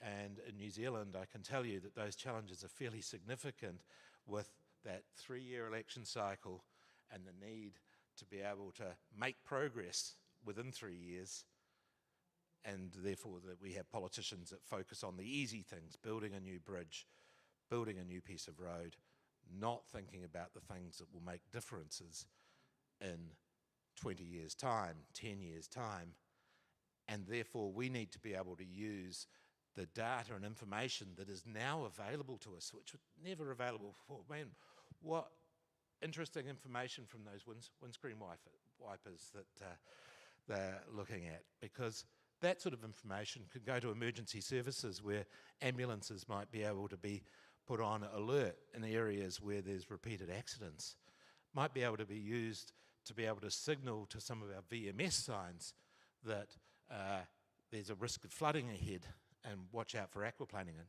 don't use your automatic driving assistant features at those times. So there's a lot of data out there, we're not thinking about it, and we need to start to plan that in a more systems-based way. That's in New Zealand, but I think it will be everywhere as well. So hey, thanks once again. I hope I've provoked a bit of thought, and I really look forward to the panel discussion later on. Thank you. Thank you very much, Mr. Raj, for your sharing. Mr. Raj, please return to your seat. And thank you for pointing out the importance of using data and measurement in promoting a smart mobility or a smart transportation system. 我们非常谢谢 Mike Raj 先生稍早的分享，特别提出了使用数据的重要性，还有要可以去衡量，包含了像是你的可用性、联网等等、能源效率等等，才能够去推动这个智慧交通的网络。再次感谢 ，Thank you very much once again。我们接下来下一位讲者呢是马来西亚智慧运输协会的理事长，他今天要跟大家分享的主题是智慧城市与智慧交通的挑战与机会。Our next speaker is Dato Sri Engineer Haji Ismail bin Muhammad Saleh, President of ITS Malaysia, who is going to share with us smart cities, smart transportation, navigating challenges and opportunities. Let's put our hands together to welcome Dato Ismail. 欢迎我们的讲者。Thank you very much. I'm very honored to be here today. First of all, I'd like to thanks to ITS Taiwan and also Taipei Computer Association invite us to be here. It's very actually, I like to come to Taiwan, actually. It's my third or fourth time already come to Taiwan. So, Taiwan is a very interesting country. I always call Taiwan is a computer country, ICT. Last time we saw Acer. We come from is Taiwan. So, today I saw, Acer not only do a notebook, they do a lot of things. So, how it progress. So, a lot of things happening in Taiwan, actually, especially on the ITS applications. So to me, you want to do a lot of ITS application in anywhere, just come to Thailand, I think you can solve all the problems. Anyway, so Malaysia, I've been a highway engineer actually. So been in this association for quite some time. So Malaysia is in Southeast Asia. Of course, our neighboring country on the southern part is Singapore. We host the World ITS in 2017, I think. Mahid, 2017, your World ITS in Singapore, 2019, yeah. I've been there. So in the northern part, our friend is Thailand. So, and I work with a friend, surrounded by Southeast Asia, we got Thailand, Cambodia, not to forget, Laos, Vietnam. This is a big market, really. A lot of what I call ITS opportunity, in other words. This is the area, the ITS development is still in a very, very early stage. Malaysia is considered not too young, not too old. We are right transition period. The transition period, we got another challenge. You got something, you want to move to another level, what is going to happen in this period? Are you going to remove the whole system to put the new system? At the end of the day, all talking about dollars and cents. Okay, when we do, so these are the challenges actually.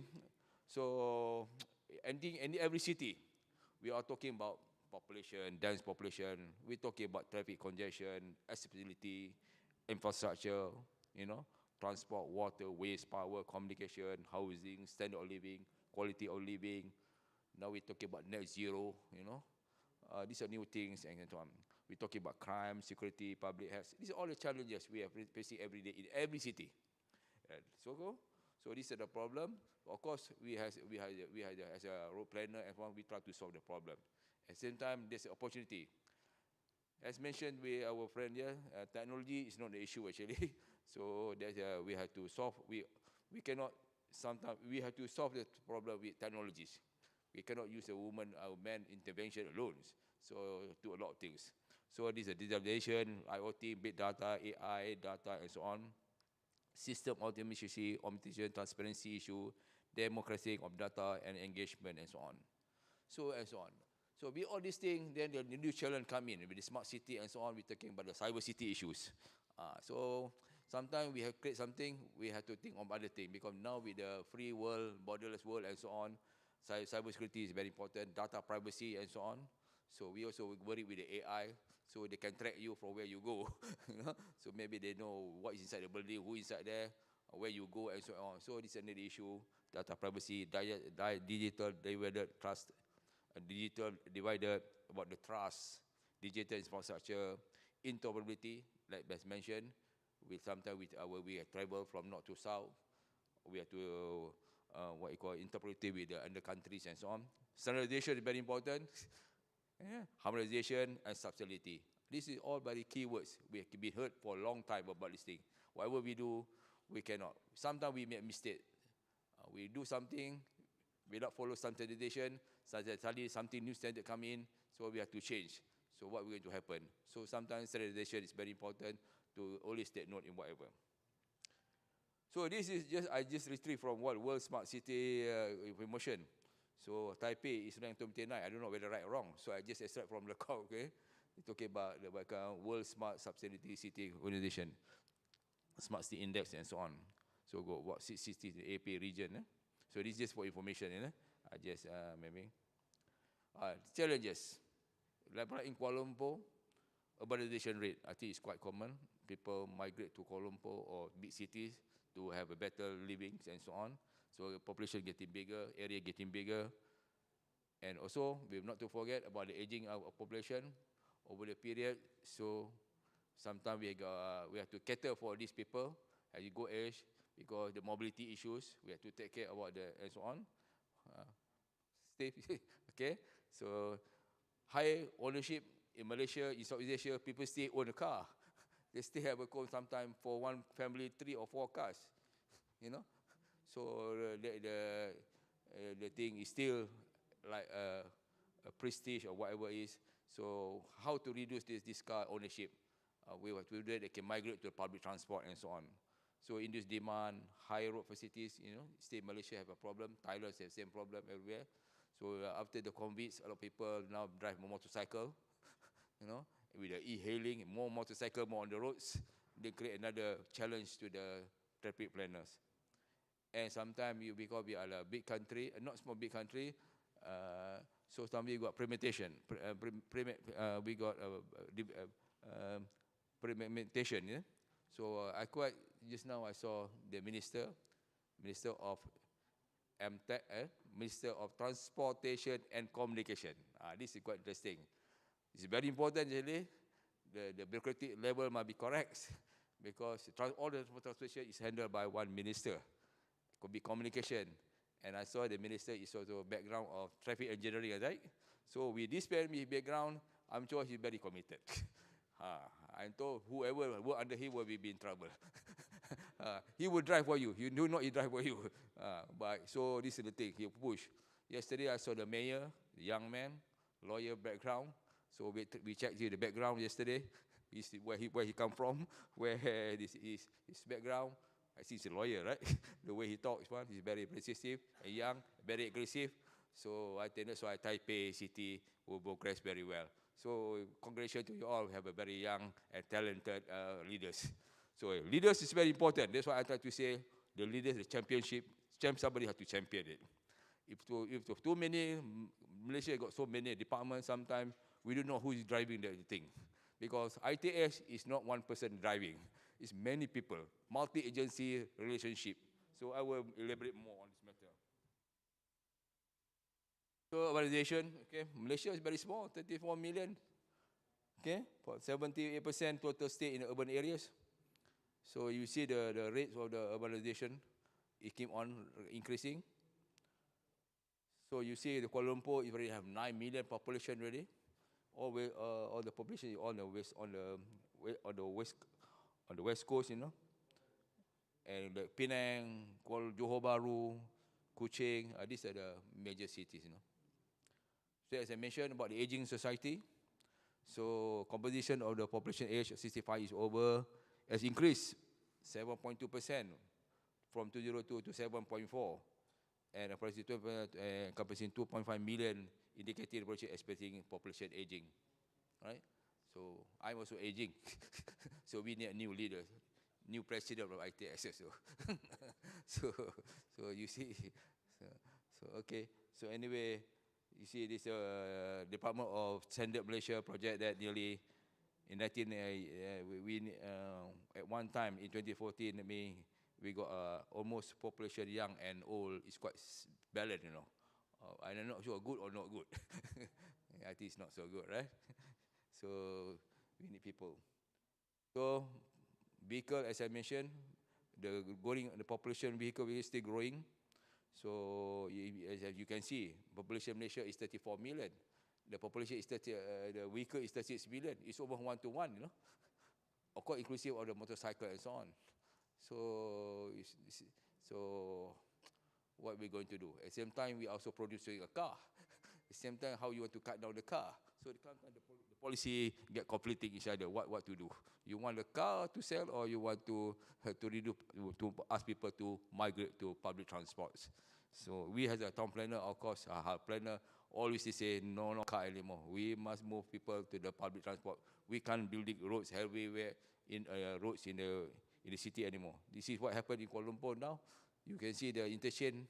Last time we only see 1 layer or 2 layers. Now 6 layers of the traffic. You see, very complicated there. I also be surprised to see this type of design.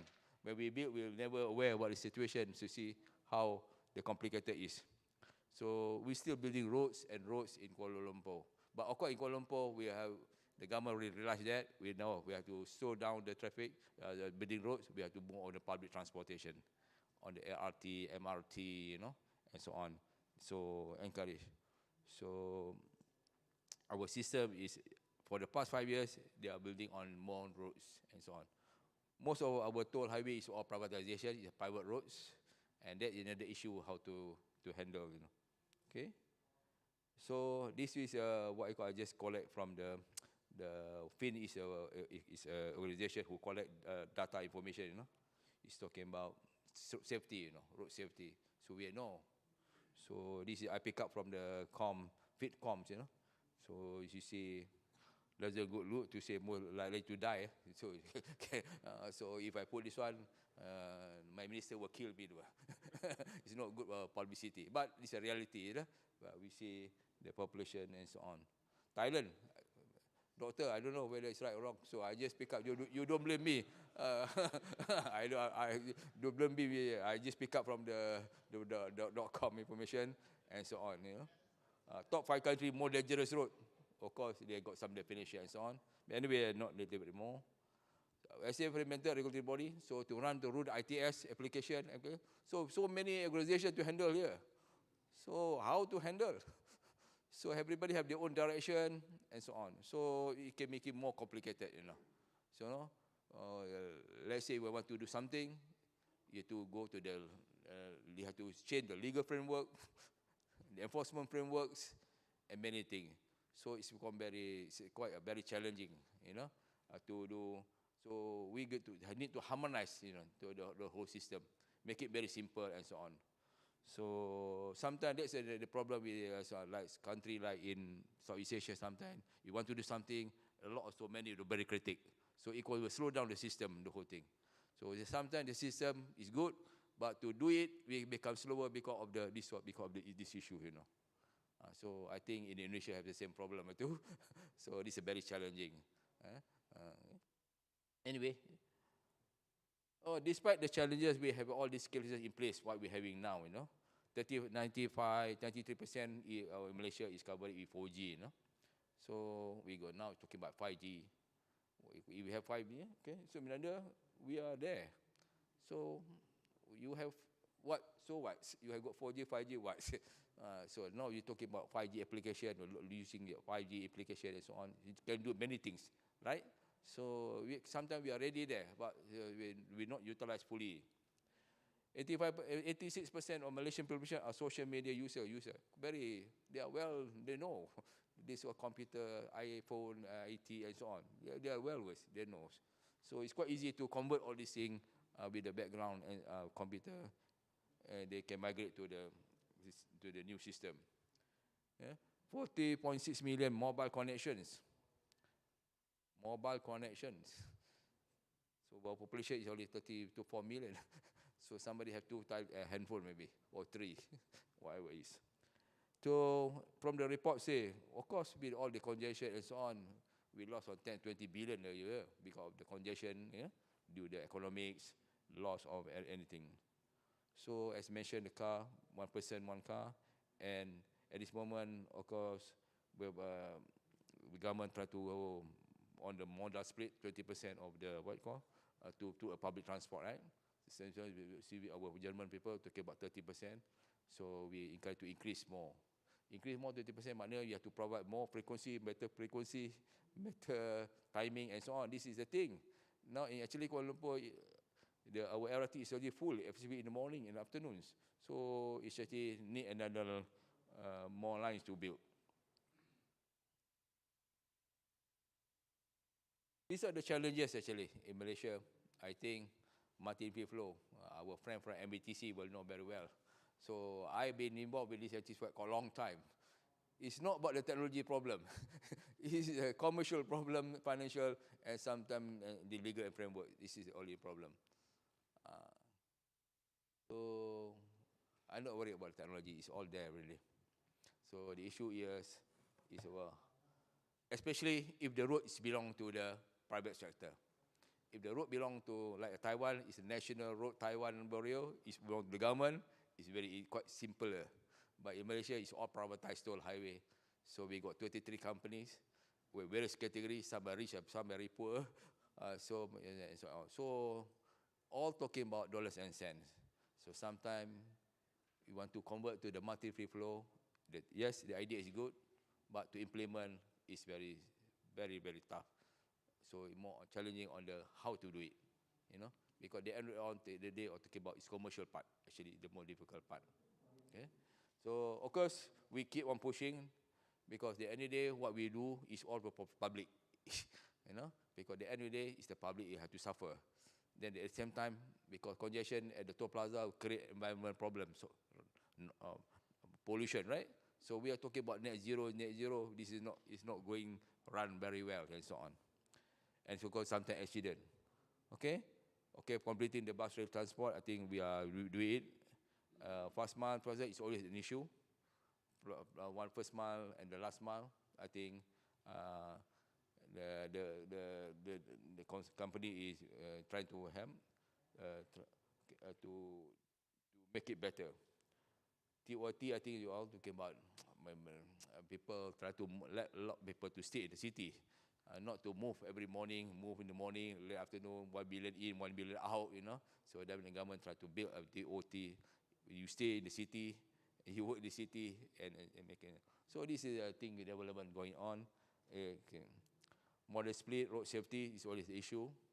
So even though I think we're in 6,000, 70 to 8% is involved motorcyclists. So this is a thing we really think about it, because motorcyclists mostly young people. So we lost a lot of the young people. So we have to take care about the motorcyclists and so on. Of course, the carbon prints is very important. Yeah, we're talking about net zero and so on. So a lot of things is doing, but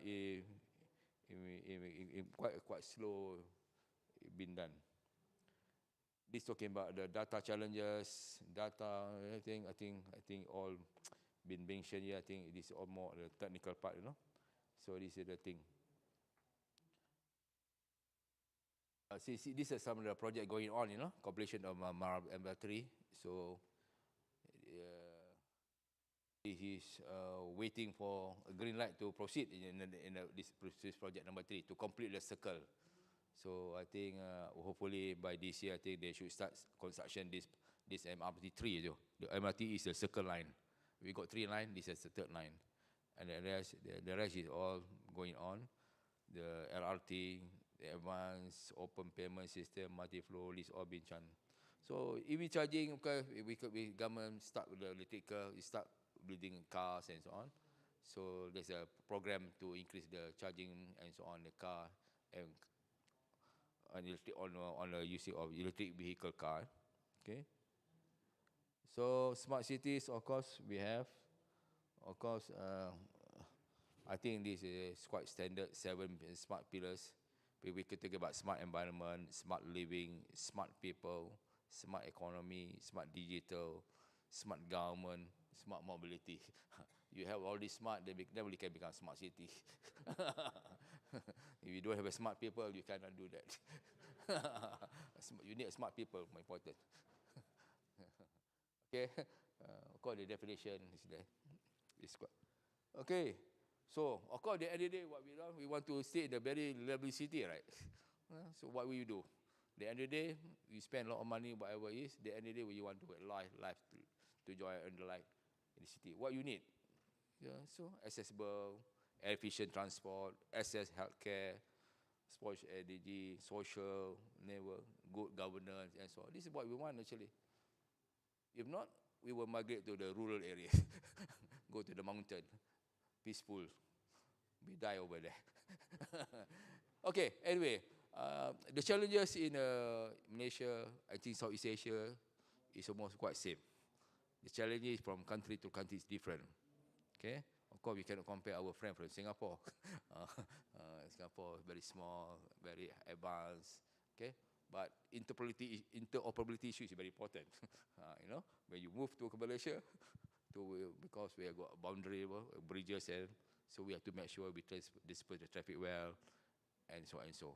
So the challenges is there, but as I mentioned to you, as far as the technology, we are not worried much because the technology is always there, but the technology move very fast. Every year, I will come into conference, there are always new things, you know.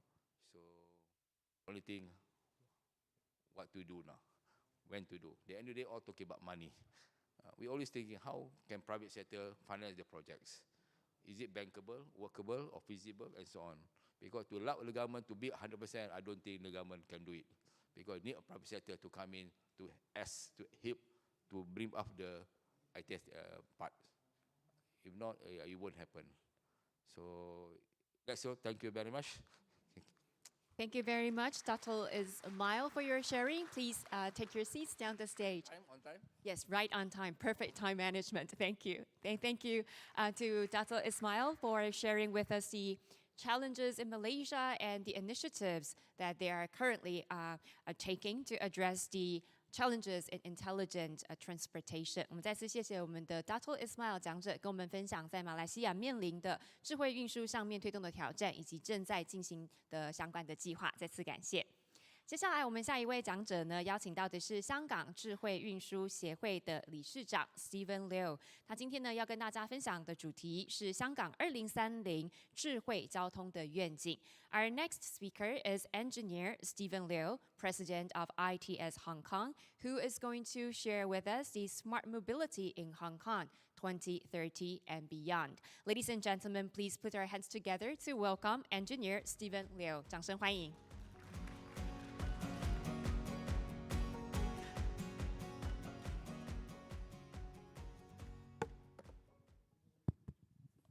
Mr. Shea, Philip, Murphy, our friends from ITS Asia Pacific, distinguished guests, ladies and gentlemen, good afternoon. I'm Stephen Lui, President of the Society for the Intelligent Transportation Systems Hong Kong.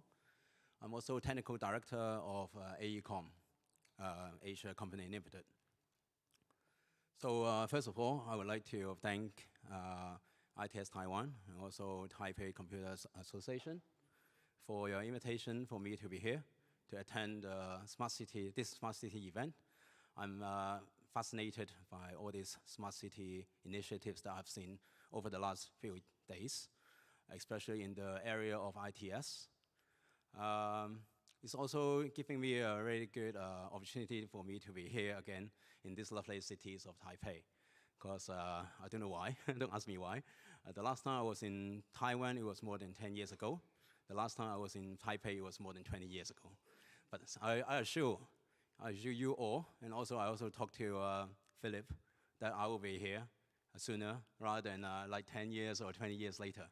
I hope that I can come back later this year, okay? So today, I'm going to talk about smart mobility in Hong Kong 2030 plus. Just give you a quick introduction. I'm not going to go through all these things, but apart from being the president of the ITS Hong Kong, like what I mentioned before, I'm also technical director of AECOM, responsible for project management and also delivery of a lot of ITS smart mobility projects in Hong Kong and also Southeast Asia, and a lot of them in Singapore as well. Okay, so I have more than 20 years of international experience working in the public and private sectors in the field of ITS in London, Dubai, Abu Dhabi, Singapore, and also Hong Kong. Apart from ITS Hong Kong, I'm also the committee member of Institution of Engineering and Technologies, Hong Kong chapter, Railway and Transport Session. I'm also the government of Hong Kong's Enterprise Support Scheme assessment panelist for the Information and also Technology Fund. Also members of other alliance and also expert review panelists, etc. Okay, so this is the agenda of my today's talk. I'm going to give you a quick introduction of the latest ITS achievements in Hong Kong. I will talk about the Hong Kong 2030 plus vision, from the conceptual, spatial planning to the complementary road infrastructure planning, and also the long-term traffic and transport strategies. I will then talk about smart road infrastructures, smart transport services, and also our vision on a series of emerging technologies and their possible applications in Hong Kong.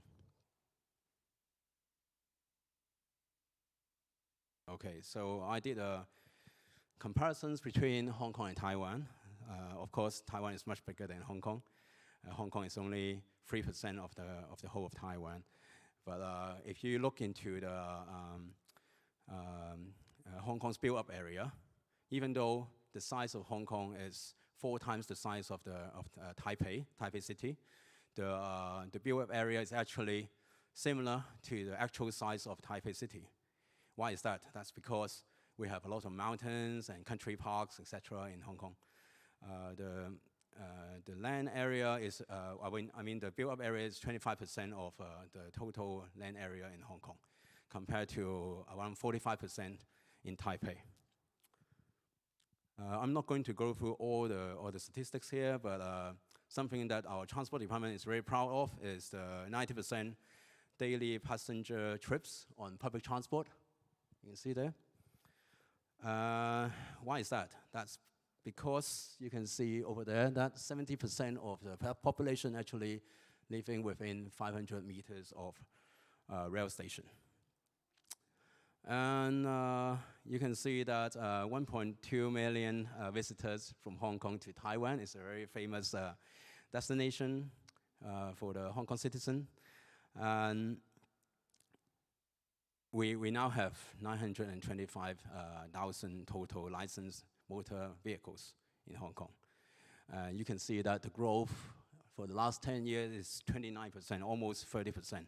But you can see the number, the length of the road, the growth over 10 years is only 5%. That's the problem. That's the problem of our congestions in Hong Kong. As compared to Taiwan, it's much more optimized, okay? So these are some of the smart mobility achievements in Hong Kong. For all the tunnels and bridges in Hong Kong, we have what we call the traffic control and surveillance systems. The Transport Department also have a traffic and incident management system to enable them in the Emergency Transport and Coordination Center. They can deal with the traffic and incident management. We also recently installed a lot of traffic detectors on selected strategic routes. Now I think we have 90% of all our strategic routes have some kind of sensors on it. And all these data are published on the data.gov.hk. Even including the historical data. So everything is available on the internet. We also have autonomous shuttles, and at the bottom there are a lot of recent latest achievements in Hong Kong in terms of the multi-lane free flow. I'm going to talk about it in the next slide. So it all started back in 2017, where we did a proof of concept on the what we call the free flow tolling system. That's multi-lane free flow. We changed the name afterwards. Okay, and then we did an in-vehicle unit investigation study. And then the final free flow tolling systems was split into 4 different contracts. The front end is the data acquisition systems. We had 2 contracts to cover the 9 tunnels that is currently running the Hong Kong E-toll. We have the new name, Hong Kong E-toll. We have the backend system contract and also the toll services provider contract that's issuing all the tags. Okay, so with the implementation of the Hong Kong E-toll, and also we did a toll rationalization study over the 3 cross-harbor tunnels and also the land tunnels between the Kowloon and New Territories, as well as the implementation of the toll information display systems across the 3 cross-harbor tunnels. We have implemented what we call the time-varying toll. It's very small text, sorry about this. Yeah, time-varying toll across the 3 road harbor crossings, because the West Harbor crossing has just been transferred back to the Hong Kong government.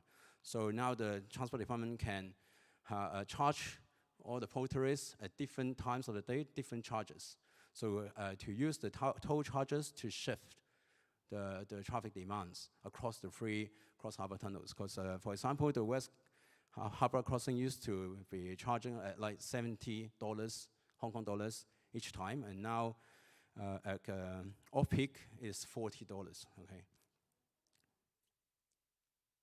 Okay, speaking about 2030 plus, we have some policies and studies recently. In 2021, the Development Bureau and also the Planning Department of the Hong Kong government announced the Hong Kong 2030 plus, which define all the conceptual spatial framework for the Hong Kong beyond 2030.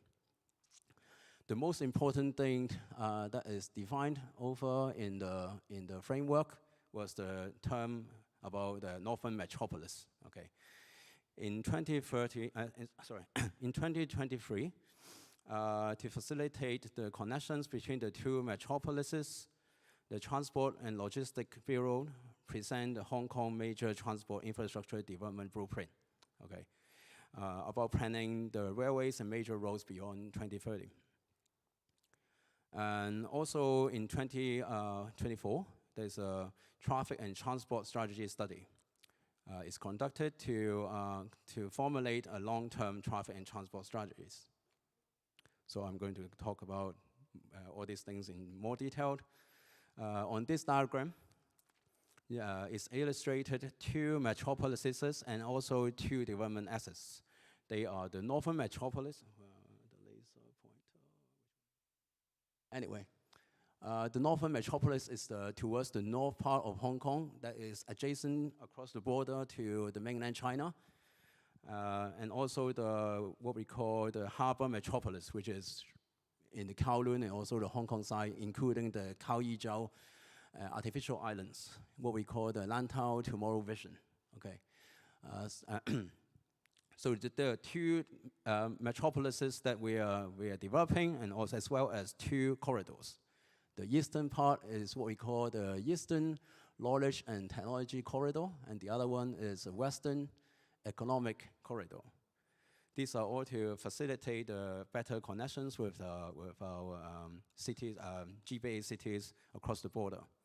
And that's why it's arising a lot of traffic demands between the two metropolis and also across the territories. So it's a very complicated diagram here, which is showing all the new roads that we are building or under planning or under constructions. They are colored in blue. The other ones are the new railways. And you can see, let me highlight a few of them. In the northern metropolis, there's a blue line connecting the west side of the northern metropolis to the east side. Okay, and we call that Northern Metropolis Highway. Okay, there's also the Sha Tin bypass on the right that's connecting the Northern Metropolis to Kowloon, going through the highest mountain in Hong Kong, Tai Mo Shan. And then the central Kowloon route across, connecting, or bypassing the whole of Kowloon, actually, connecting the west side of Kowloon to the east side of Kowloon. On the west side is the Tuen Mun bypass and also the Route 11 with a new bridge called Ching Long Bridge, connecting to the Lantau Island. Also, there's a Ching Yi Lantau link that is in parallel to the Ching Ma Bridge, and also the Ropey one acting as a resilient alternative route to the North Lantau Highway. Okay. So all this is we are aiming towards the three objectives there, which we try to drive the development by connecting keep pace of all the new development areas that I mentioned earlier, and also to strengthen the connection between the different districts and also the major cities in the Greater Bay Area in mainland China, and also increase the resilience and also providing them with more commuting options. There's also the improved efficiency part where we divert the existing traffic from existing railways and also major roads to improve the efficiency and also shorten the journey time. Traffic and transport strategy studies. This is only a really small a summary of the whole study, but basically 4 aspects. The major part is a new generation of roads, which consists of smart motorways and also promoting autonomous vehicles. And the other one is future public transport services, which covers on-demand public transport services and also what we call environmental friendly transport services, as well as green and active transport and also better connections to other cities in the Greater Bay Area. So in terms of smart road infrastructures, what we're doing in Hong Kong, Transport Department is installing sensors and also other ancillary equipments at above 50 suitable independent signalized junctions in Hong Kong. Basically installing sensors such as radar and also thermal detectors to detect the vehicles and also the other pedestrians and also other road users to implement this, what they call the real-time adaptive transport traffic signal systems. They are also looking to extend it to other link junctions in the future as well. In terms of highways, we have the smart motorways, which is similar to what we have in the US or in the UK, basically trying to utilize the hard shoulder to expand the capacity for traffic, and also reversible flow lanes, okay, with the aid of smart devices and sensors. I also want to talk about autonomous vehicles here. The airport authorities of Hong Kong, they have spent invest in a lot of autonomous vehicles technologies over the years. They have the autonomous baggage tractors in the air side. They have the patrol vehicles across around the perimeters of the airport island. Also, and this one is the next one. It's the autonomous transport system that's connecting the airport to the Sky City and the Hong Kong port, and also all the way down to the Tung Chung New Town. So they aim to complete this autonomous vehicles systems by around 2028. With the advancements of autonomous vehicles, it's also important to make sure the roads are actually CVAV ready and also future-proven, right? So my company, AECOM, we have developed a process and a set of tools to assess the AV readiness of the road, called AV Ready, basically. And it has already been used to analyze over 10,000 kilometers worldwide in different roads, looking at how the autonomous vehicles actually talking to the road, seeing the road, and also navigating the road. We have used this AV Ready analysis in Hong Kong as well, the Tung Chung East New Town, so that to make sure the roads are properly designed and also AV ready and future-proof. In terms of smart transport services, I'm calling this diagram up again. A lot of information there. In the circles, there are 3 different what we call smart and green mass transit systems. Okay, in the Kai Tak, which is the old airport runway, also the East Kowloon, and also the Hong Shui Kiu on the west. Okay, so this SGMTS, we are talking about sky shuttles, ARTs, and also BRTs. So it's all still undecided which technology, but certainly at these 3 areas, some kind of what we call environmental friendly transport services will be implemented as well. In terms of buses, Hong Kong also have deployed our first hydrogen bus just last month, actually, by City Bus. So it can travel 400 kilometers range. It only takes about 10 to 15 minutes to refuel. The hydrogen only weighs about 20 kilograms. And we also have EV buses in Hong Kong, around 100 buses at the moment. And there's an aim to convert all these buses into EV buses or hydrogen bus by 2045. Because in Hong Kong, we have what we call a EV blueprint, okay, a EV roadmap in Hong Kong by the government. And there's a carbon neutrality target of 2050, I think similar to Taiwan.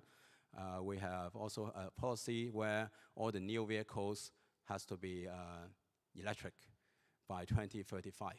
Okay. So in terms of on-demand public transport services, so far we have the Hong Kong e-mobility app with the functions of real-time arrival information systems for green minibus. These are new features anyway. Real-time vacancies of public car parks and also walking route search. In the future, maybe on-demand public transport services could also be implemented using this platform to achieve flexible and responsive transport. In terms of future trends, we are also embracing emerging technologies.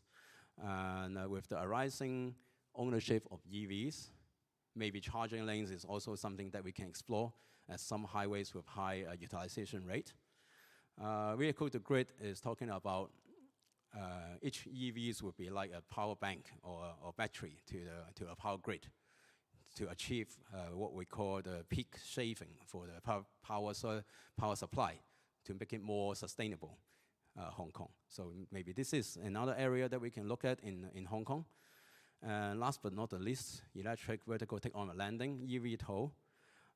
This is particularly attractive for traveling across the Greater Bay Area.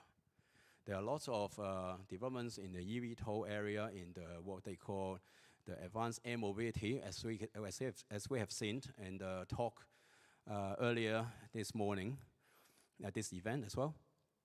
There are lots of different applications of eVTOL, not just for like air taxis, but there's also search and rescue, firefighting, transporting people and also goods, and also medical supplies, surveying, search and rescue, tourism, right? There are currently more than 770 different eVTOL aircrafts under different levels of developments worldwide at the moment. One eVTOL model has already been certified last year in October from mainland China. So at AECOM, we also deciding a network of vertiports. The vertiports is helipads of the helicopters. The vertiport is for the eVTOL in Florida cities. Okay, so we help the DOTs over there to set up safety and flight regulations, vertiport standards, and also in integrating operations. We're supporting NASA in harmonization of the vertiports as well in the whole of the US. We're also supporting major Middle East projects with the developments of eVTOL. Speaking about eVTOL, I think you have seen it in the news as well. Like on the 28th of February last month, there was this intercity trial flight between Shenzhen and Zhuhai. The distance is 50 kilometers. If you travel by car, it would take you 2.5 to 3 hours to get there. But there were two fully autonomous unmanned flights between Shenzhen and Zhuhai, 50 kilometers. The trial was completed in 20 minutes. And then with briefly checking up and also refueling a little bit, then it went back to Shenzhen straight away. So a lot of developments in eVTOL area, and they are saying the expected fare is only renminbi $300, which is very little. So this technology we should definitely be looking at in Hong Kong. We're looking at it, and also what we call the low altitude economy. And we think that this technology can facilitate better integrations of Hong Kong to the Greater Bay Area in the mainland China. And that's the end of my presentation. Thank you very much for everyone. Have a good day. Thank you very much, Mr. Stephen Liu, for your sharing. Please take your seats down the stage. And thank you for sharing with us the transport infrastructure blueprint and the smart transport service in Hong Kong. 我们再次谢谢我们的讲者Stephen Liu 跟大家分享在香港这边的运输的基础设施的蓝图，还有在智慧运输上面的相关服务及规划。非常感谢。接下来，我们下一位讲者呢是来自台北市政府交通局的谢明宏局长。他今天要跟大家分享的主题是由人工智慧驱动安全、以人为本以及绿色的智慧运输发展。Our next speaker is Mr. Minhong Xie, Commissioner of the Department of Transportation, Taipei City Government, who is going to share with us AI-driven ITS development, safe, human-oriented, and green. Ladies and gentlemen, please welcome Mr. Minhong Xie. Thank you. Good afternoon, ladies and gentlemen. And first of all, I will say sorry that my English is not so good. So, so I will present by reading my words, then step by step to go to that session go more smoothly. I'm sorry. Today I will say some applications in Taipei City. Not now. We don't talk about some philosophy, but what we have done some applications. Especially, I would say that its vision is focused on human-oriented and safety and green instead of cars. That's my topic. Okay. Next one. Thank you. First of all, I would think the vulnerable is the group which government should take the care first. We introduced VIPS, number one, which includes friend app, service and automatic elevator call service for wheelchair users. Okay, this is the topic 4, and I will introduce first one, VIPs. Next one, please.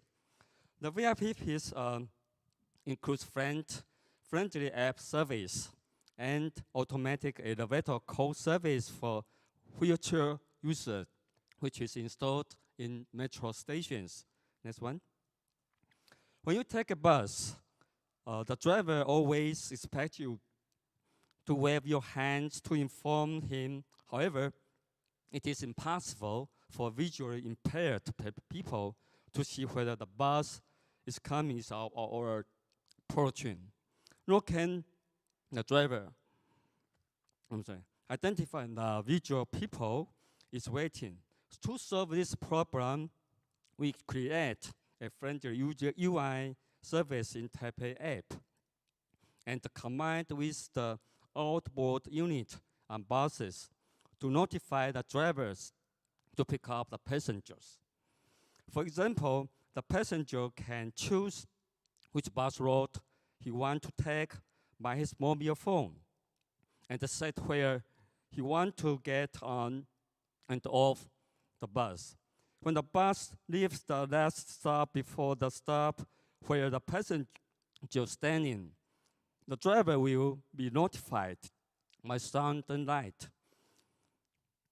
Finally, the bus driver can easily find the people and pick up the passengers where he is standing on the yellow area. For this example, the area is for the impaired, the blind man where he stands, and the bus will drive locally and nearly to the blind man. Next one. To assist the visually impaired crossing the road, the app can automatically trigger the audible pedestrian signals and read the green light remaining time. First, when you approach an intersection, the app shall automatically trigger the audible pedestrian signals and get data from the signal controller. The app can read the green light remaining time and also the other information such as the road name and the width. When the green time is less than 10 seconds, the phone will vibrate to remind the passenger. After leaving the Bluetooth connection range, the app will stop triggering the audible pedestrian signal. So these two types of the services for the blind man. This is what we focus on, the safety of the who is not the normal man for the impaired people. Thank you. And the next one. And here's a video. It can be more impressive. Please show the video.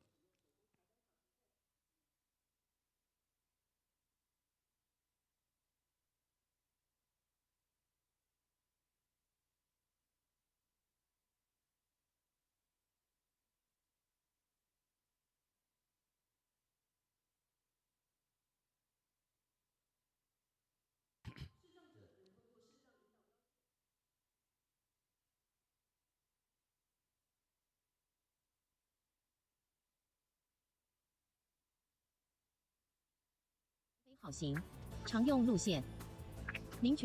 want to support the service for the blind man to take a bus and safely across the walk to the intersection.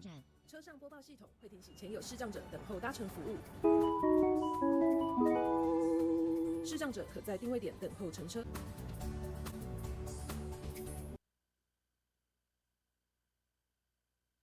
Okay, it's the end. Thank you. The next one is automatic call service for wheelchair users. This is installed in some Taipei metro stations. The camera can, with image recognition technology, can detect the wheelchair and helps calling the elevator to open the door. And this is some in the some stations which near the hospital. We give this service for the wheelchair man. Okay, next one. Next, I want to introduce the APTS. The Metro Dynamic Information System is smart and friendly for operators and the passengers. On the right side map, it shows the different volume of each section in the network. It helps operator to evaluate whether or not to add some trains to pick up passengers. Furthermore, I would like to introduce you. Passenger can also choose which car he wants by the app, because it can show each car's crowdedness level by different colors. For example, the green one is more comfortable, so the passenger can choose this one car to have a comfortable service. By the way, the information will be also showed on the platform TV displays. That's this, like the left one. We were video TV displays. Okay, next one. In order to avoid uncertainty while waiting for the bus, we established intelligent bus stop sign since 2024, providing bus arrival information.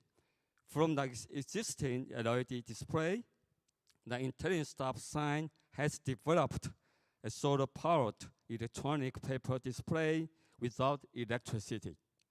It is simple and fast to set up, energy-saving, and environmentally friendly. Now we have about 2720 bus stops equipped with the intelligent bus stop sign and achieved about 81% of coverage in this city. Next one. In order to improve the safety of the bus driving, we have installed advanced driver assistance system since 2020.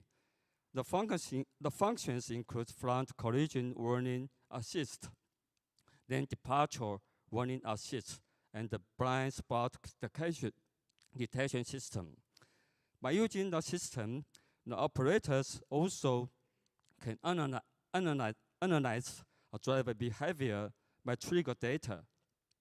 The experiences illustrate that it can reduce the accident rate from 3.23% to 2.95%. I'm sorry. Next one. Taipei City has developed public bicycle system we call the U-Bike. As you during this time, you can see so many yellow bike like this one. Since 2009, by the end of March this year, 1350 stations have been fully installed. The map shows the density of the stations in Taipei City. In the average, people can get a public bike easily with 2 minutes by walk. People also can search for available stations by the app. By the way, I would say that the turnover rate of the U-Bike in recent days is about 10. I think it is the most highest rate in the world. It is about, it's my proud because people in the Taipei City very used to use U-Bike because it's very convenient. Okay, next one. To improve the quality and the service of the U-Bike, we initiate U-Bike version 2 system since 2022. The future is solar powered. It means the installation works can no longer rely on electricity, so the expansion of the stands can be more easier. We also have the plan to launch e-bike sharing system before the end of this year, because it will be comfortable for the elders. Next one.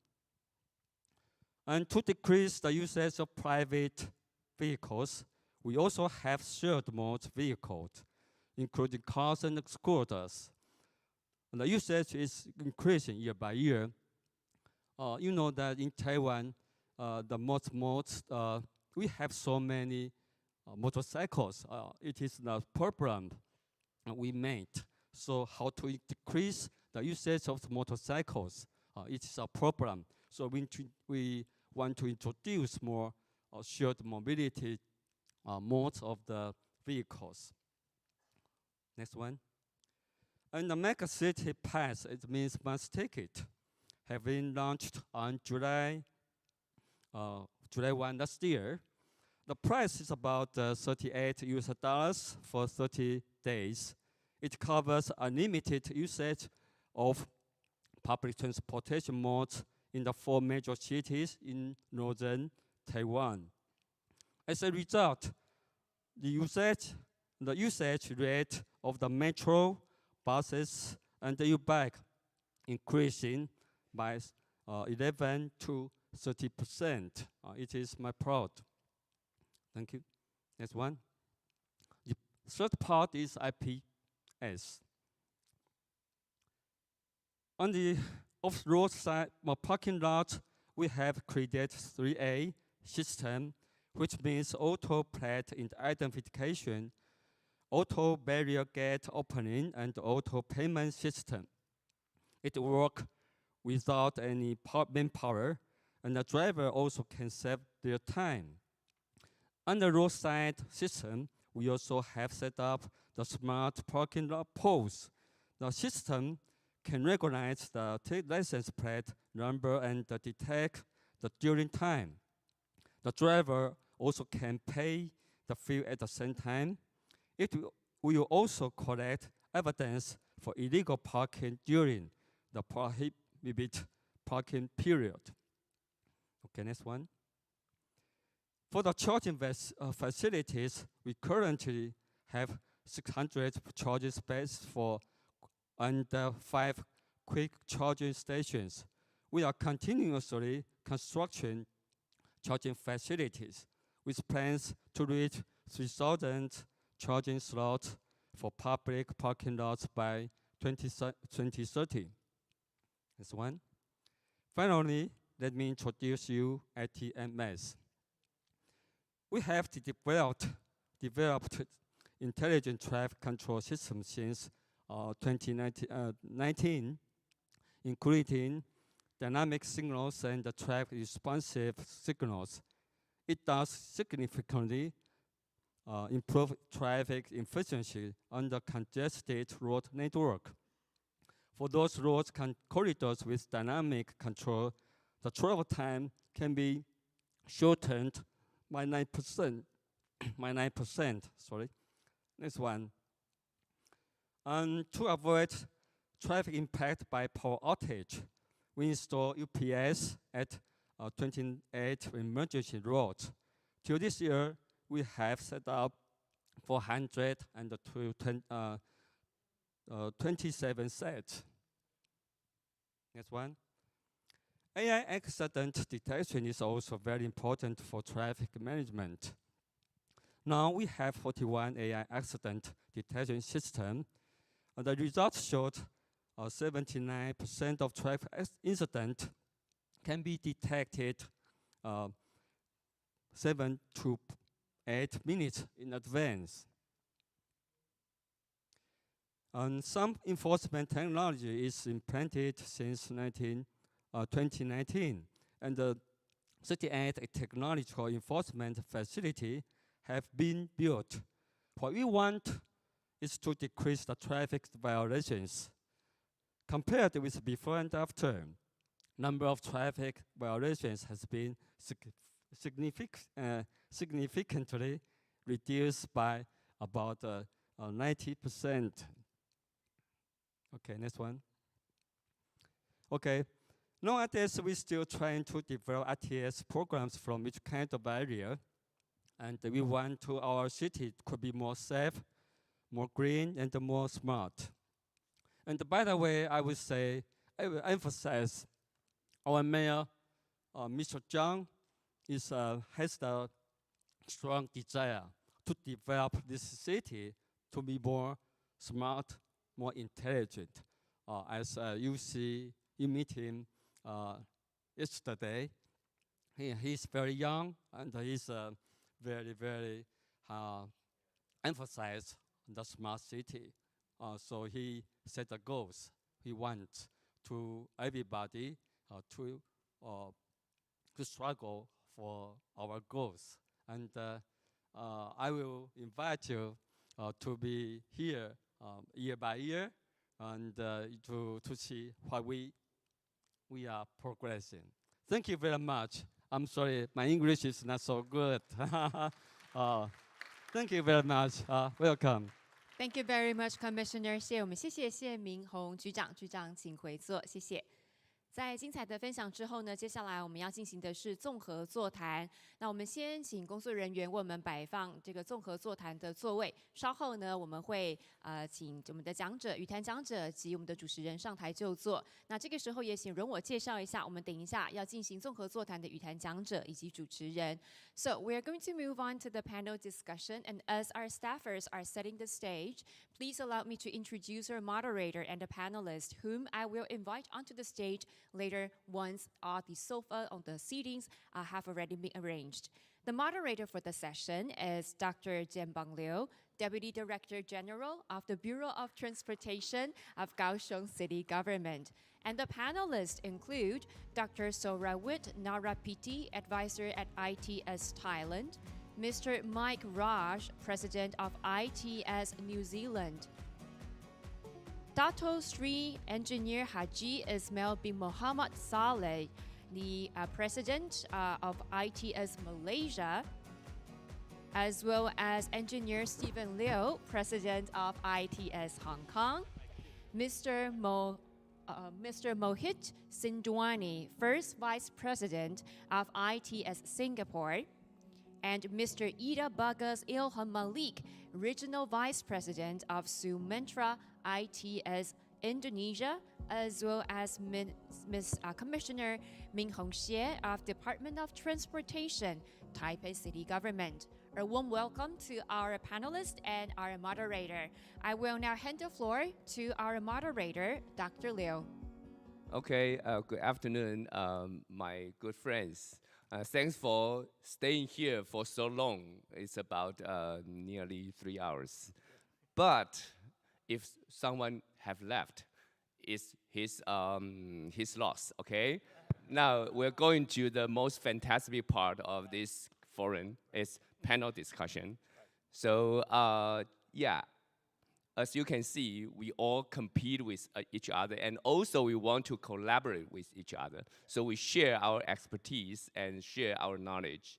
So it's very interesting that we have our panelists from New Zealand, from Malaysia, Singapore, Indonesia, Thailand, and Taipei, and Hong Kong.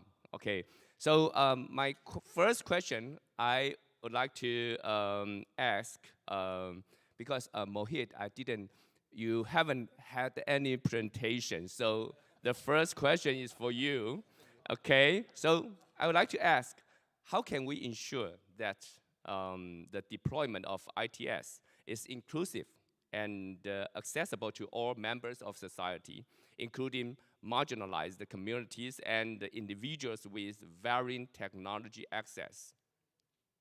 Okay. Good afternoon, everyone. My name is Mohit, and yeah, my throat is dry because I haven't spoken much, but okay. I think that's actually a really difficult question because of two reasons. I think the first reason is we need to really understand what we mean by inclusive right? Who do we want to include? Are we talking about inclusive, meaning people who have disabilities? And I think Ming Hong's presentation was fantastic on some of the stuff that is happening in Taipei to support inclusion for those communities. There's also the question of, do we mean by inclusive, do we mean people who are below a certain income level, that we want them to be able to climb into the public transport and have a smooth ride?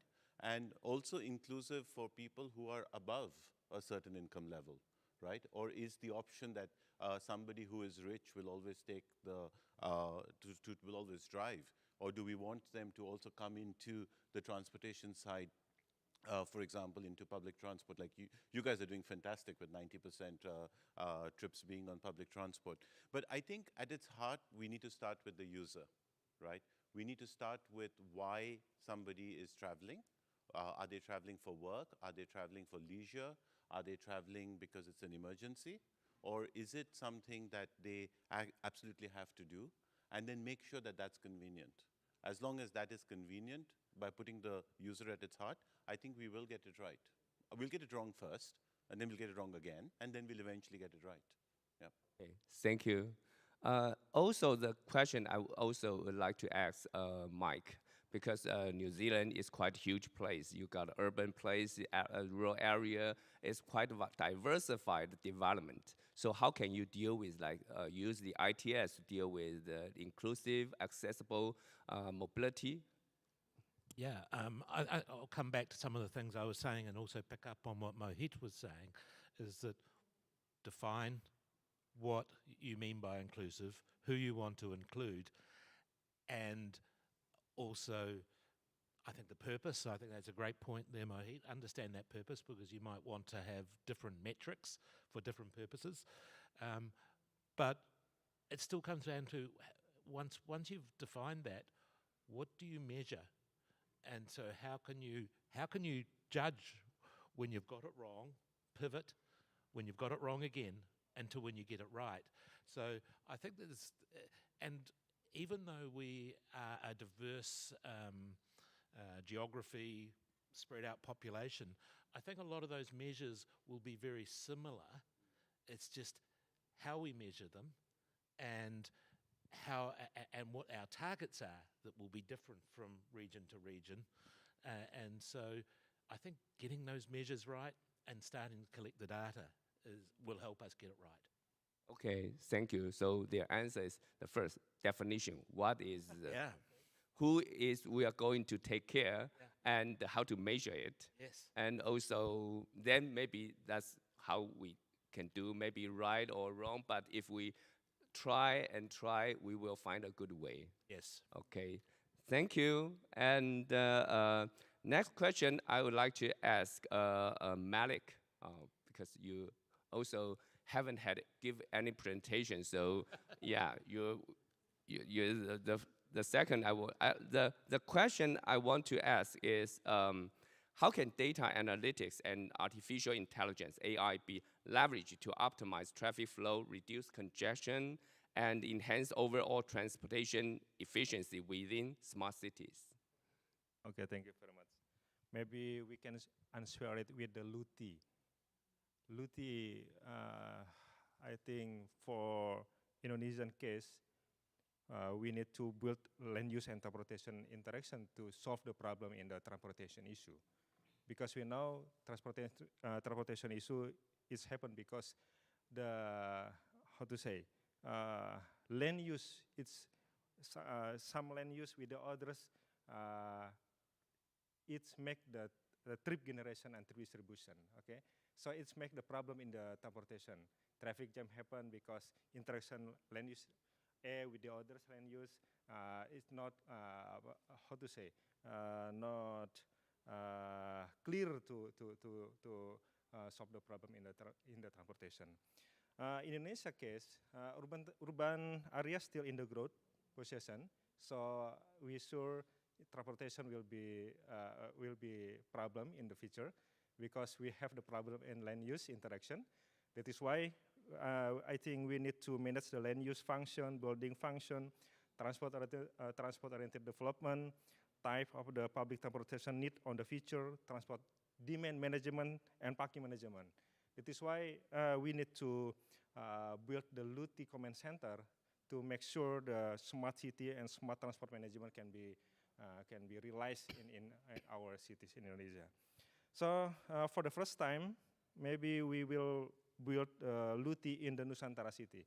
As you know, we have the new capital in Indonesia, so we want to build the LUTI Command Center to solve the problem.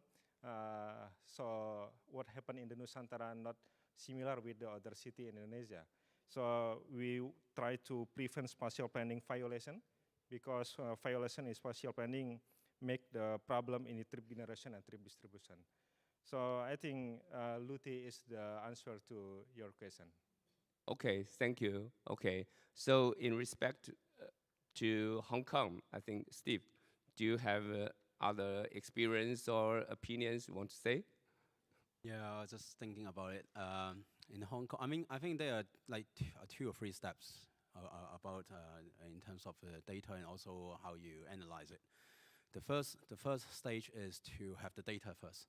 And Hong Kong has been, and I think a lot of cities as well, trying to install a lot of sensors, trying to push out and try to share as much data as possible on data on the platform. We have what I mentioned earlier, the data.gov.hk, which is open data platform for all.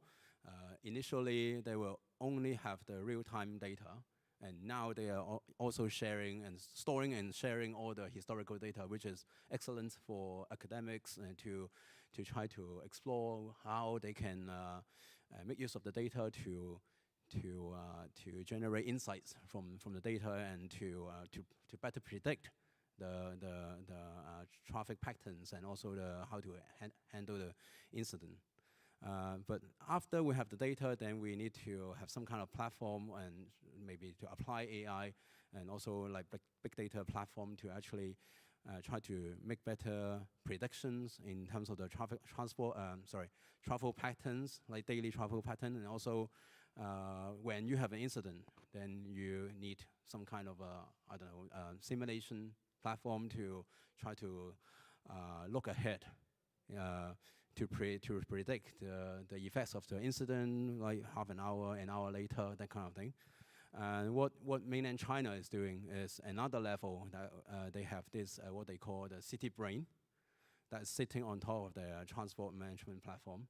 And basically they have AI sitting on top, looking at all the city's data, and including the traffic control. So the brain actually manipulate with the traffic signals straight away. Of course, Hong Kong is also making reference to what we are doing, what they are doing in mainland China, but certainly it depends on different cities. Like in Hong Kong, we are not really to embrace the idea of having everything, all the decisions being made by AI, that kind of thing. So an element of operator kind of engineering judgment is required in the traffic management and also incident management. That's my take. Thank you. Okay, thank you. As I come from Kaohsiung, so I briefly introduce what we have done. It's quite similar as your idea, city brand. We are working with Fastcom. We are going to build a city GPT, which I think the same idea, to collect the huge data and use the data analytics AI technology to try to answer the question our residents raised. If you raise any question, then we can give you an answer, okay? That's small promotion of Kaohsiung, okay? And of course, I think everyone think of that. How about Thailand? Do you have any like data analytics technology used in your ITS and also to try to solve the problem? Yeah, I would say that in Thailand, we just in the beginning stage because we understand, we see everywhere that AI is powerful in using to solve lots of problems, especially for mobility and transportation. Of course, and it's a good opportunity for us and for Thai people to come here so they learned what AI can do in terms of increasing mobility, safety and so on. But for the one we used in Thailand at the moment, I think we start using it though, and we study at the same time. Like in my university, we had some studies utilizing AI for better mobility in terms of the traffic data collection, data analytic, and also traffic management. I think we are in the same way, try to utilize technologies to help us doing work better, or maybe they can come up with better idea or optimize our solution. Yes, we are in the same path that Thailand are using it now too. Yeah. Okay, thank you. So Narpiti has talked about he want to his colleagues learn something from Taipei. So how about the commissioner? What's the situation in Taipei? What can we share and the experience we have? AI? Yeah, AI and the data analytics. Yes, okay.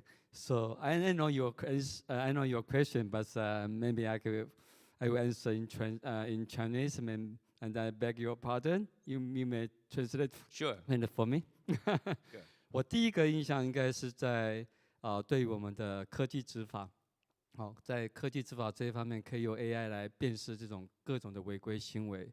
那也因为我们最近在推动像类似行人违规，在违规的行为，或者说是车辆不停让行人这样的行为，都会透过 AI 的这样的技术来取缔哈。那事实上，这个证明我们这样的一个 AI 在对于我们这个停让行人这样的文化造成非常大的影响，而且非常有进步，提供了很多的贡献。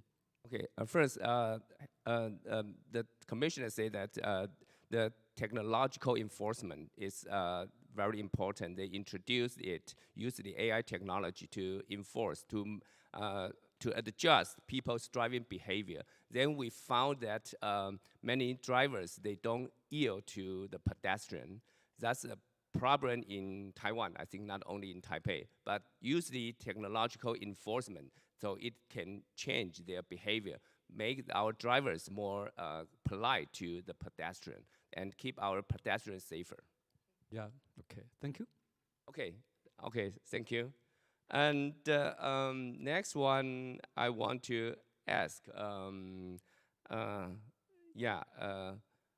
maybe to Ismail, okay? The question is, in what ways can collaboration and the knowledge sharing between like European country and the South Asian country accelerate the progress of smart city initiative, particularly in the realm of transportation and mobility? Thank you. I think the question should be rather Asia Pacific correlation to Southeast Asia rather than Europe. Europe a bit too far and to be too bit advanced. But I think the Asia Pacific is capable. People like Taiwan, Hong Kong, China, Japan, Korea, Australia, is good enough really for me. Because Southeast Asia, because to collaborate certain things, to adopt the technology in the total is very easy. But to adapt to the country is the situation different. Because each country have their own problems. Because you start from different footing. So we just cannot import 100% from 100% and build it straight away. Because our technology, even some highway or roads, there's no traffic light at all. Now you're talking about AI already.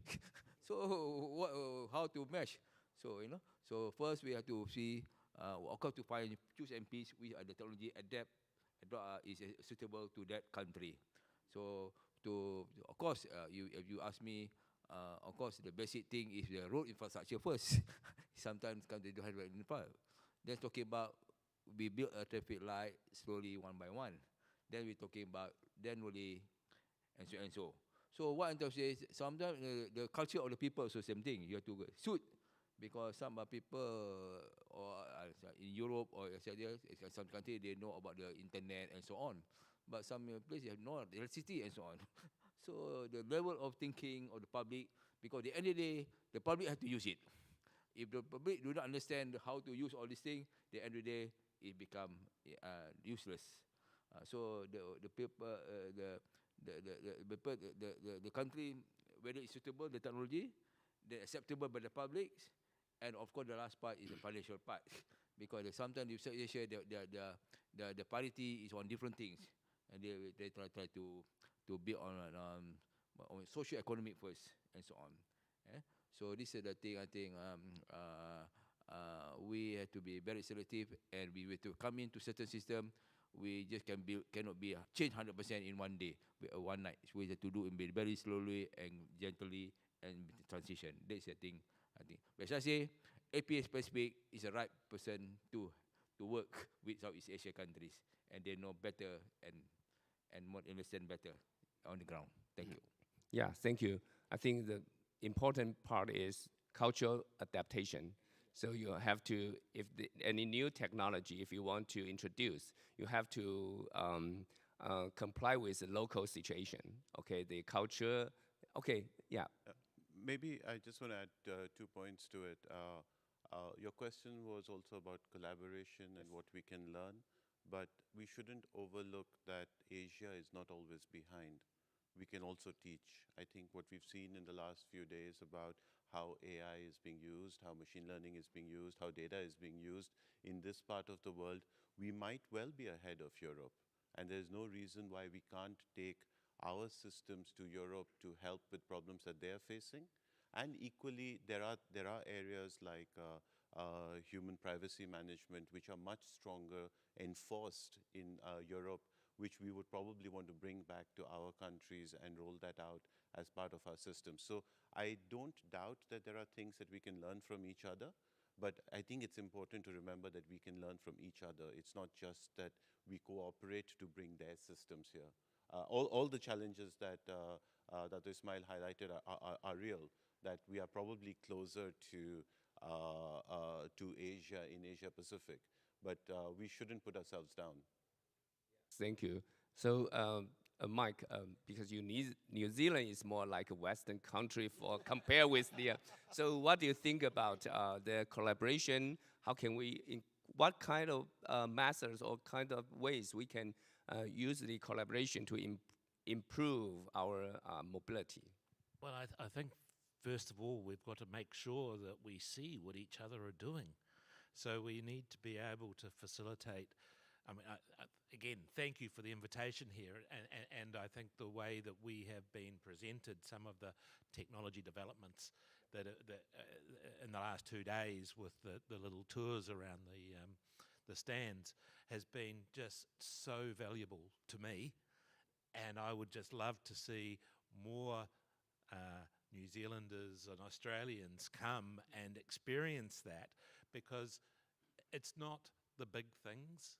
It's the little things that you see in those that you go, that can be, that part of that solution is probably going to be very useful here.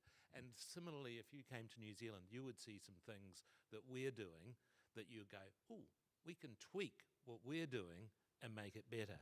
And I think that the same will apply to Europe. And Mohit's point about, they're more concentrated on the privacy issues, that means that Asia can make more progress in other areas that perhaps they can't, but then that can be tweaked back into that more privacy-dominated environment there. And similarly, that will be able to work the other way around. So I think the main thing is we've got to keep sharing, keep traveling, keep listening. Okay, yeah, keep traveling, keep listening, keep seeing. Yeah. Okay. Yeah. Yeah. Thank you. Okay. Yeah.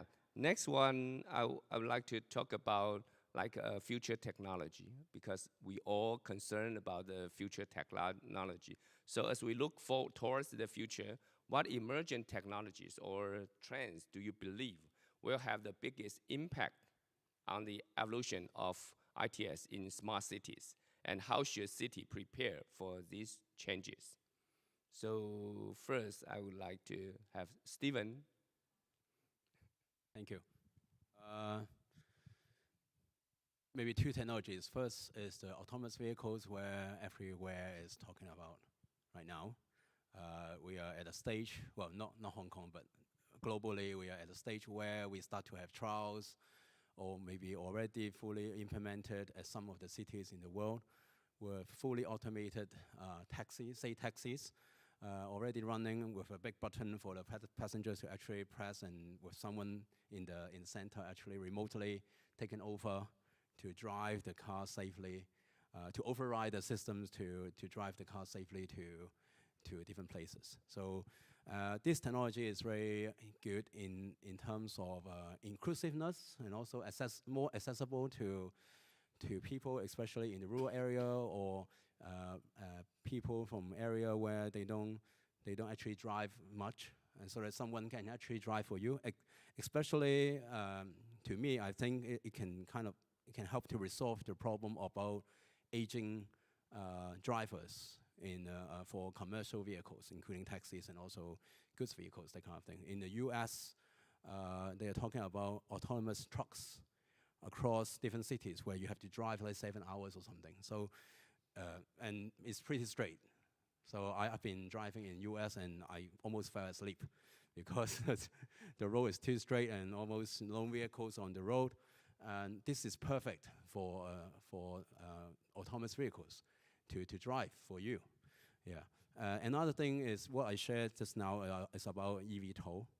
I think certainly a lot of cities are kind of leading the way, including Florida, also Korea, and maybe Saudi Arabia, and also Paris is doing something in this year's Olympics. China as well. I mean, in the Greater Bay Area, like I shared earlier, they have this national policy where they want to drive what they call low altitude economy, especially in the Shenzhen city, where they have policies and also regulations in place, actually implemented early last month. So you will start to see more eVTOL flying around, doing trials in mainland China, and because Hong Kong is part of the Greater Bay Area. So, and if you go on the internet to search the Greater Bay Area kind of eVTOL paths, you can see someone actually have charted all these paths already, but Hong Kong is not there.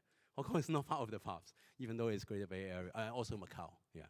So certainly Hong Kong will also need to catch up with the regulations. Our Civil Aviation Department need to start, similar to what Mike was saying, our government also need to start go out and see more from the mainland China, also the rest of the world, so that, and also adopt the regulations and also the standards, then to speed up the things. Because personally, I don't want to see like autonomous vehicles driving to the border of Hong Kong, and also maybe eVTOLs flying around in Greater Bay Area. Then they have to stop at the border and rent a car to come into Hong Kong. This is not something that I want to see. So yeah, this is my take to your questions. Thank you. Okay, thank you. The two things, autonomous vehicle and also eVTOL, is what you think. Yeah. Okay. So Malik, what do you think about the emerging technologies will have biggest impact, and how can we face the challenges? Okay, actually, for all of the type technology we already have now. So we talk about the AI, autonomous, something like that, we have it. But the question is why the number of the smart cities in the world not grow rapidly too? So I think it's the problem. It means maybe we should be looking for the other way to make the number of the smart cities in the world can be grow. Until today, maybe yeah, we can count with our hand how much the city like the Taipei now. Maybe only Taipei like this. Maybe in Japan we have it, but for the other country we don't have it.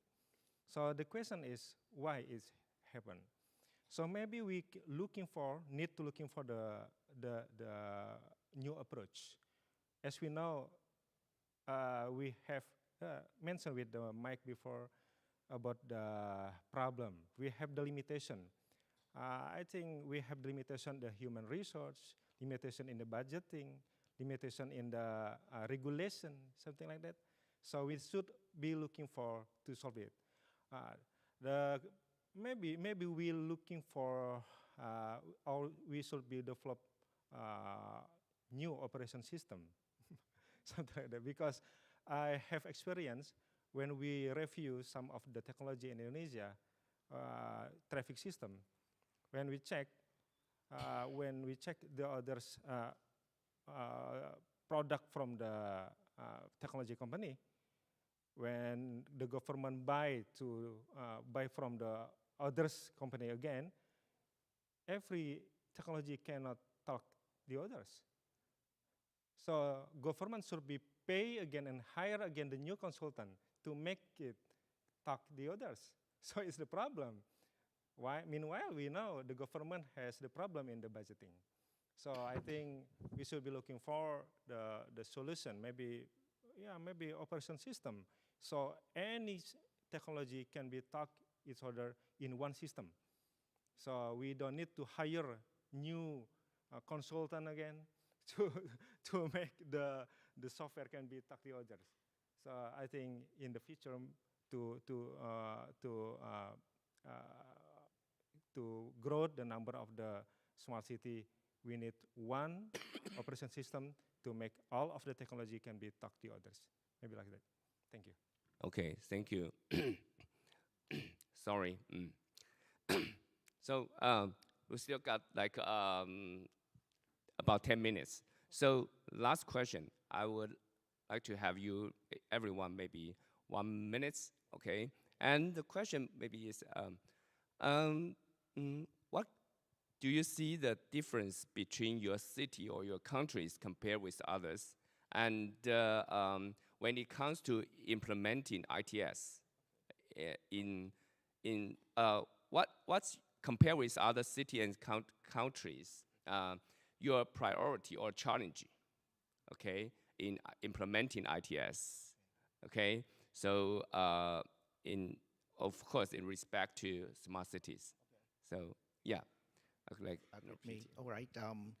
What I see from my point of view, well, I always see my city messy, other city tidy though. Yeah, it's always. But again, I think technology-wise, we can learn. But how to adapt and adopt those technologies to our culture is one thing that I think this is important. And the kind of the gap is human. I think we need to learn. Even though I think technology grows very fast, but human has to follow.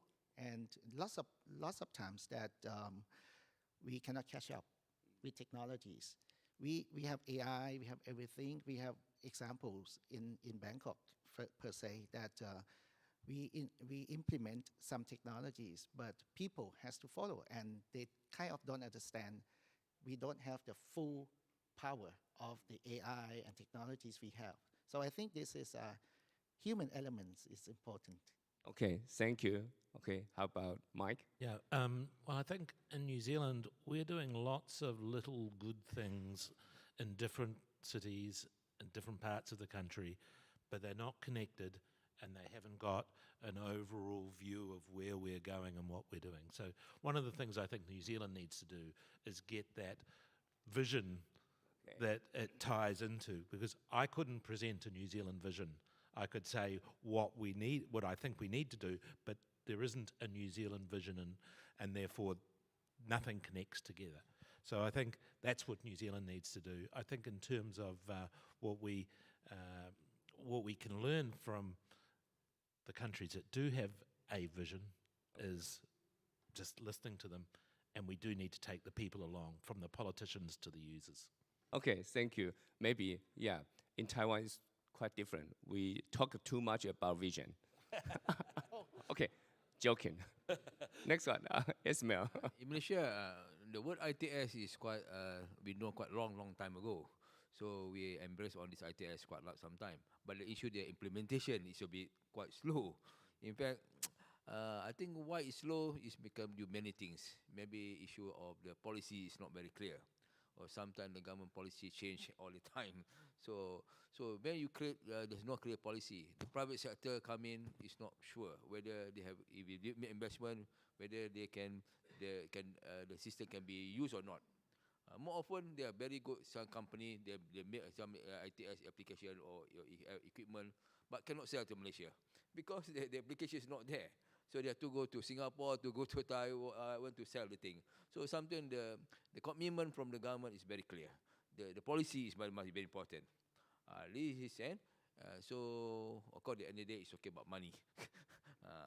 So we got limited on money. Which one is first? Parity, they're important. So, but no doubt, when the city getting bigger and bigger, the vehicle getting more and more. So we know IT application is the solution. We must do something. So anyway, it's slow, but surely it will arrive. Thank you. Okay, thank you. So you mentioned political stability is important in Malaysia. Okay, thank you. Steve? Yep, I agree with all the other speakers. The specific problems of Hong Kong is that we used to be run by British government. So we have the British systems and also the standards. We also have the the GVA standards and also the China standards.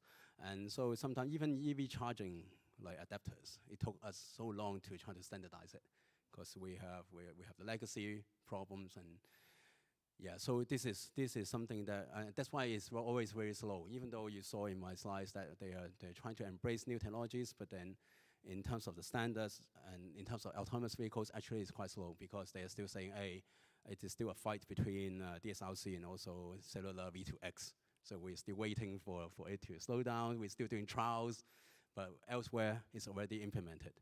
So at ITS Hong Kong also as a consultant to the government, we're trying to show them what other places are doing. So the collaboration is very important, where they need to go out more, look at more things, and listen to more successful stories, that kind of thing. This is the challenge, and this is the way to resolve this problem. Thank you. Okay, thank you. I won't comment because they're too political. Next one. Okay. So let me start with the good in Singapore, right? I think we are fortunate on a few fronts. We are on the equator, we're at sea level, and we are largely immune to natural crisis, right? Which means that the focus we have, we don't have to worry about emergencies like you have to do in Taiwan or like you have to do in Japan. It's a lot simpler, safer for us, just because of our natural position. Right. In addition to that, because we are a city, but we're also the country, right? So we're a city-state, which makes it easier for us to not think about suburban or rural, right? It's just one city. We just have to worry about that. And fortunately, I think the Singapore government has had a vision. So they've had a very clear idea where they want to go. So while we're discussing 2030 today, Singapore has a land transport master plan for 2040. Right, and they realize that you cannot achieve things like rail in a 5-year master plan. That takes time. You have to, especially in a city, you have to clear land to build railway. It takes time. So they've done a lot of that right. On the other hand, what I think we get wrong, we also get innovation right. I think the government puts money behind innovation. They encourage startups. My company used to be a startup. And we've got a lot of these bits done quite well. I think the two things we can do better. One is we are slow. We're slow because the government is quite concerned about getting it right. And that does mean that we never charge ahead. Even when we came to EVs, it took a while for the government to really conceptualize it, plan it out, and say that this is the rollout we will have, this is when we will switch over vehicles, this is how we will roll out charging. So I think speed is definitely something that gets impacted.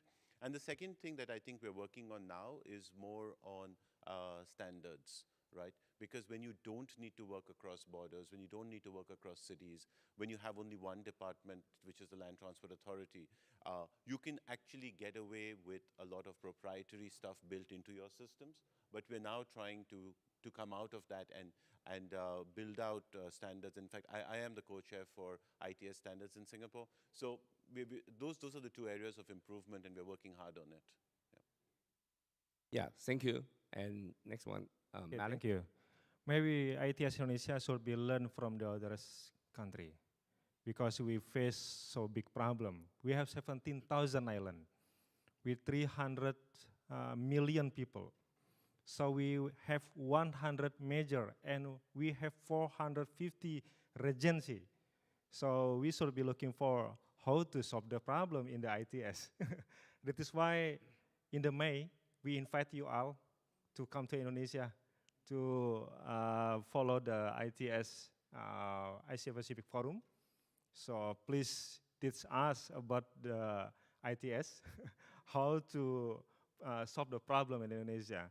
We want to solve the problem, but you know, we have limitation in the regulation, I said before. So we need to check one by one from you all what you have, so what we don't have, so we can solve the problem in our country. Thank you.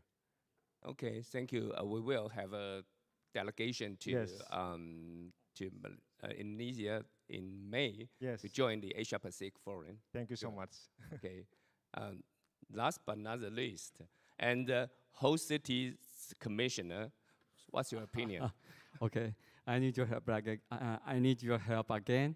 OK，我觉得好，就是每个国家或城市的人口和环境，或是背景都不一样。好，其实应该是都 focus 在每个国家他想要解决的问题。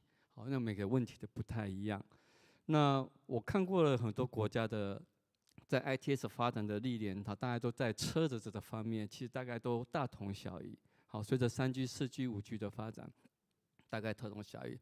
那我个人的一个经验就觉得说，我们在人的这一块，或在 safety 的这一块，好，一直是觉得比较欠缺，而且我认为是要加强的。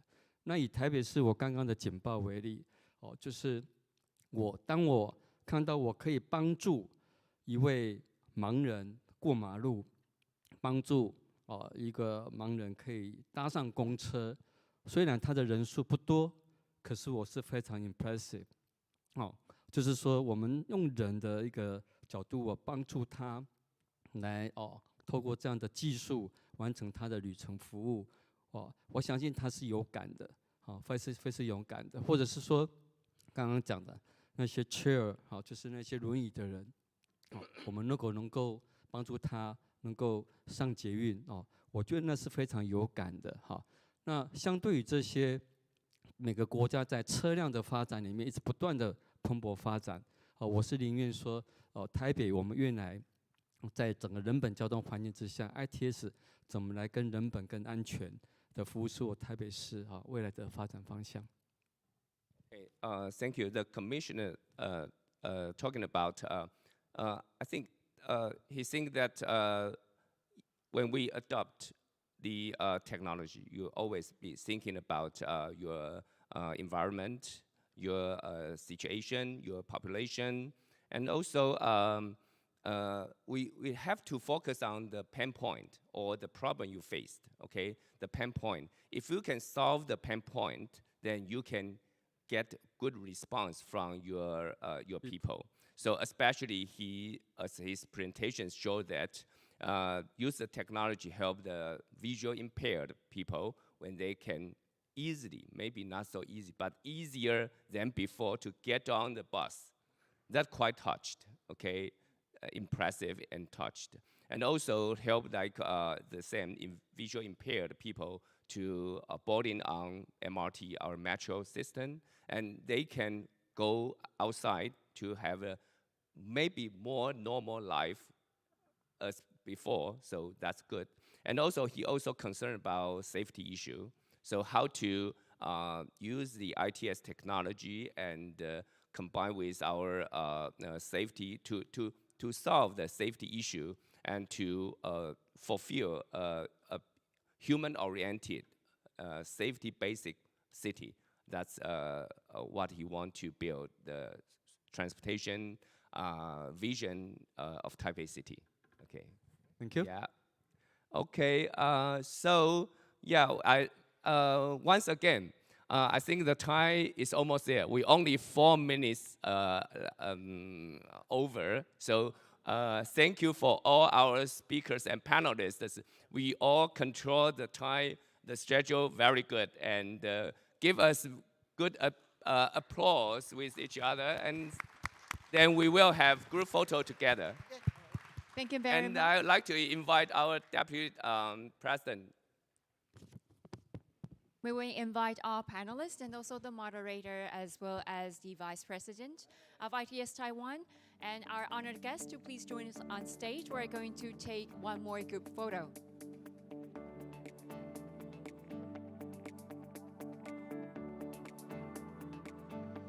All right, so please look at our photographer here, right in the middle.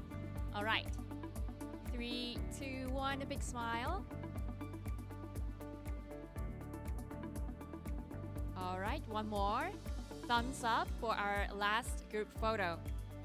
A big smile, thank you. All right, thank you very much. Thank you for joining us today, and please feel free to return to your seats. And thank you to Dr. Liu for moderating the session for us, and also thank you to all panelists for this very informative panel discussion. Thank you. Please feel free to return to your seats. Thank you very much. 我们谢谢刘副局长为我们主持这个场次，也谢谢所有的语坛讲者稍早非常精彩的分享。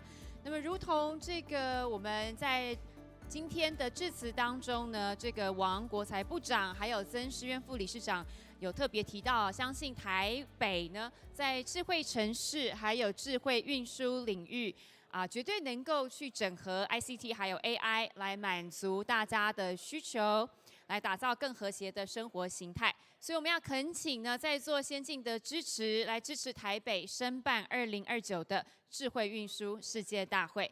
So, as mentioned earlier by the Minister Wang of MOTC and also by Mr. Philipson, when it comes to smart city and also the smart mobility, we are very convinced that by integrating ICT and AI, Taipei can meet the public demand and create and build a harmonized lifestyle for all our people.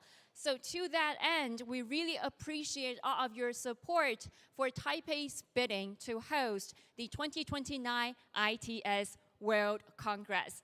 And ladies and gentlemen, with that concludes today's forum. We thank you for your participation. With your help and with your support, we look forward to realizing our vision of urban smart mobility by 2030. 我们今天的论坛就到这边告一个段落了，感谢大家的参与。那未来继续有赖各位先进的支持，来帮助大家呢实现2030智慧城市的交通愿景。谢谢大家的参与，祝大家一切顺心，谢谢。Thank you once again for your participation. We wish you all the best and goodbye.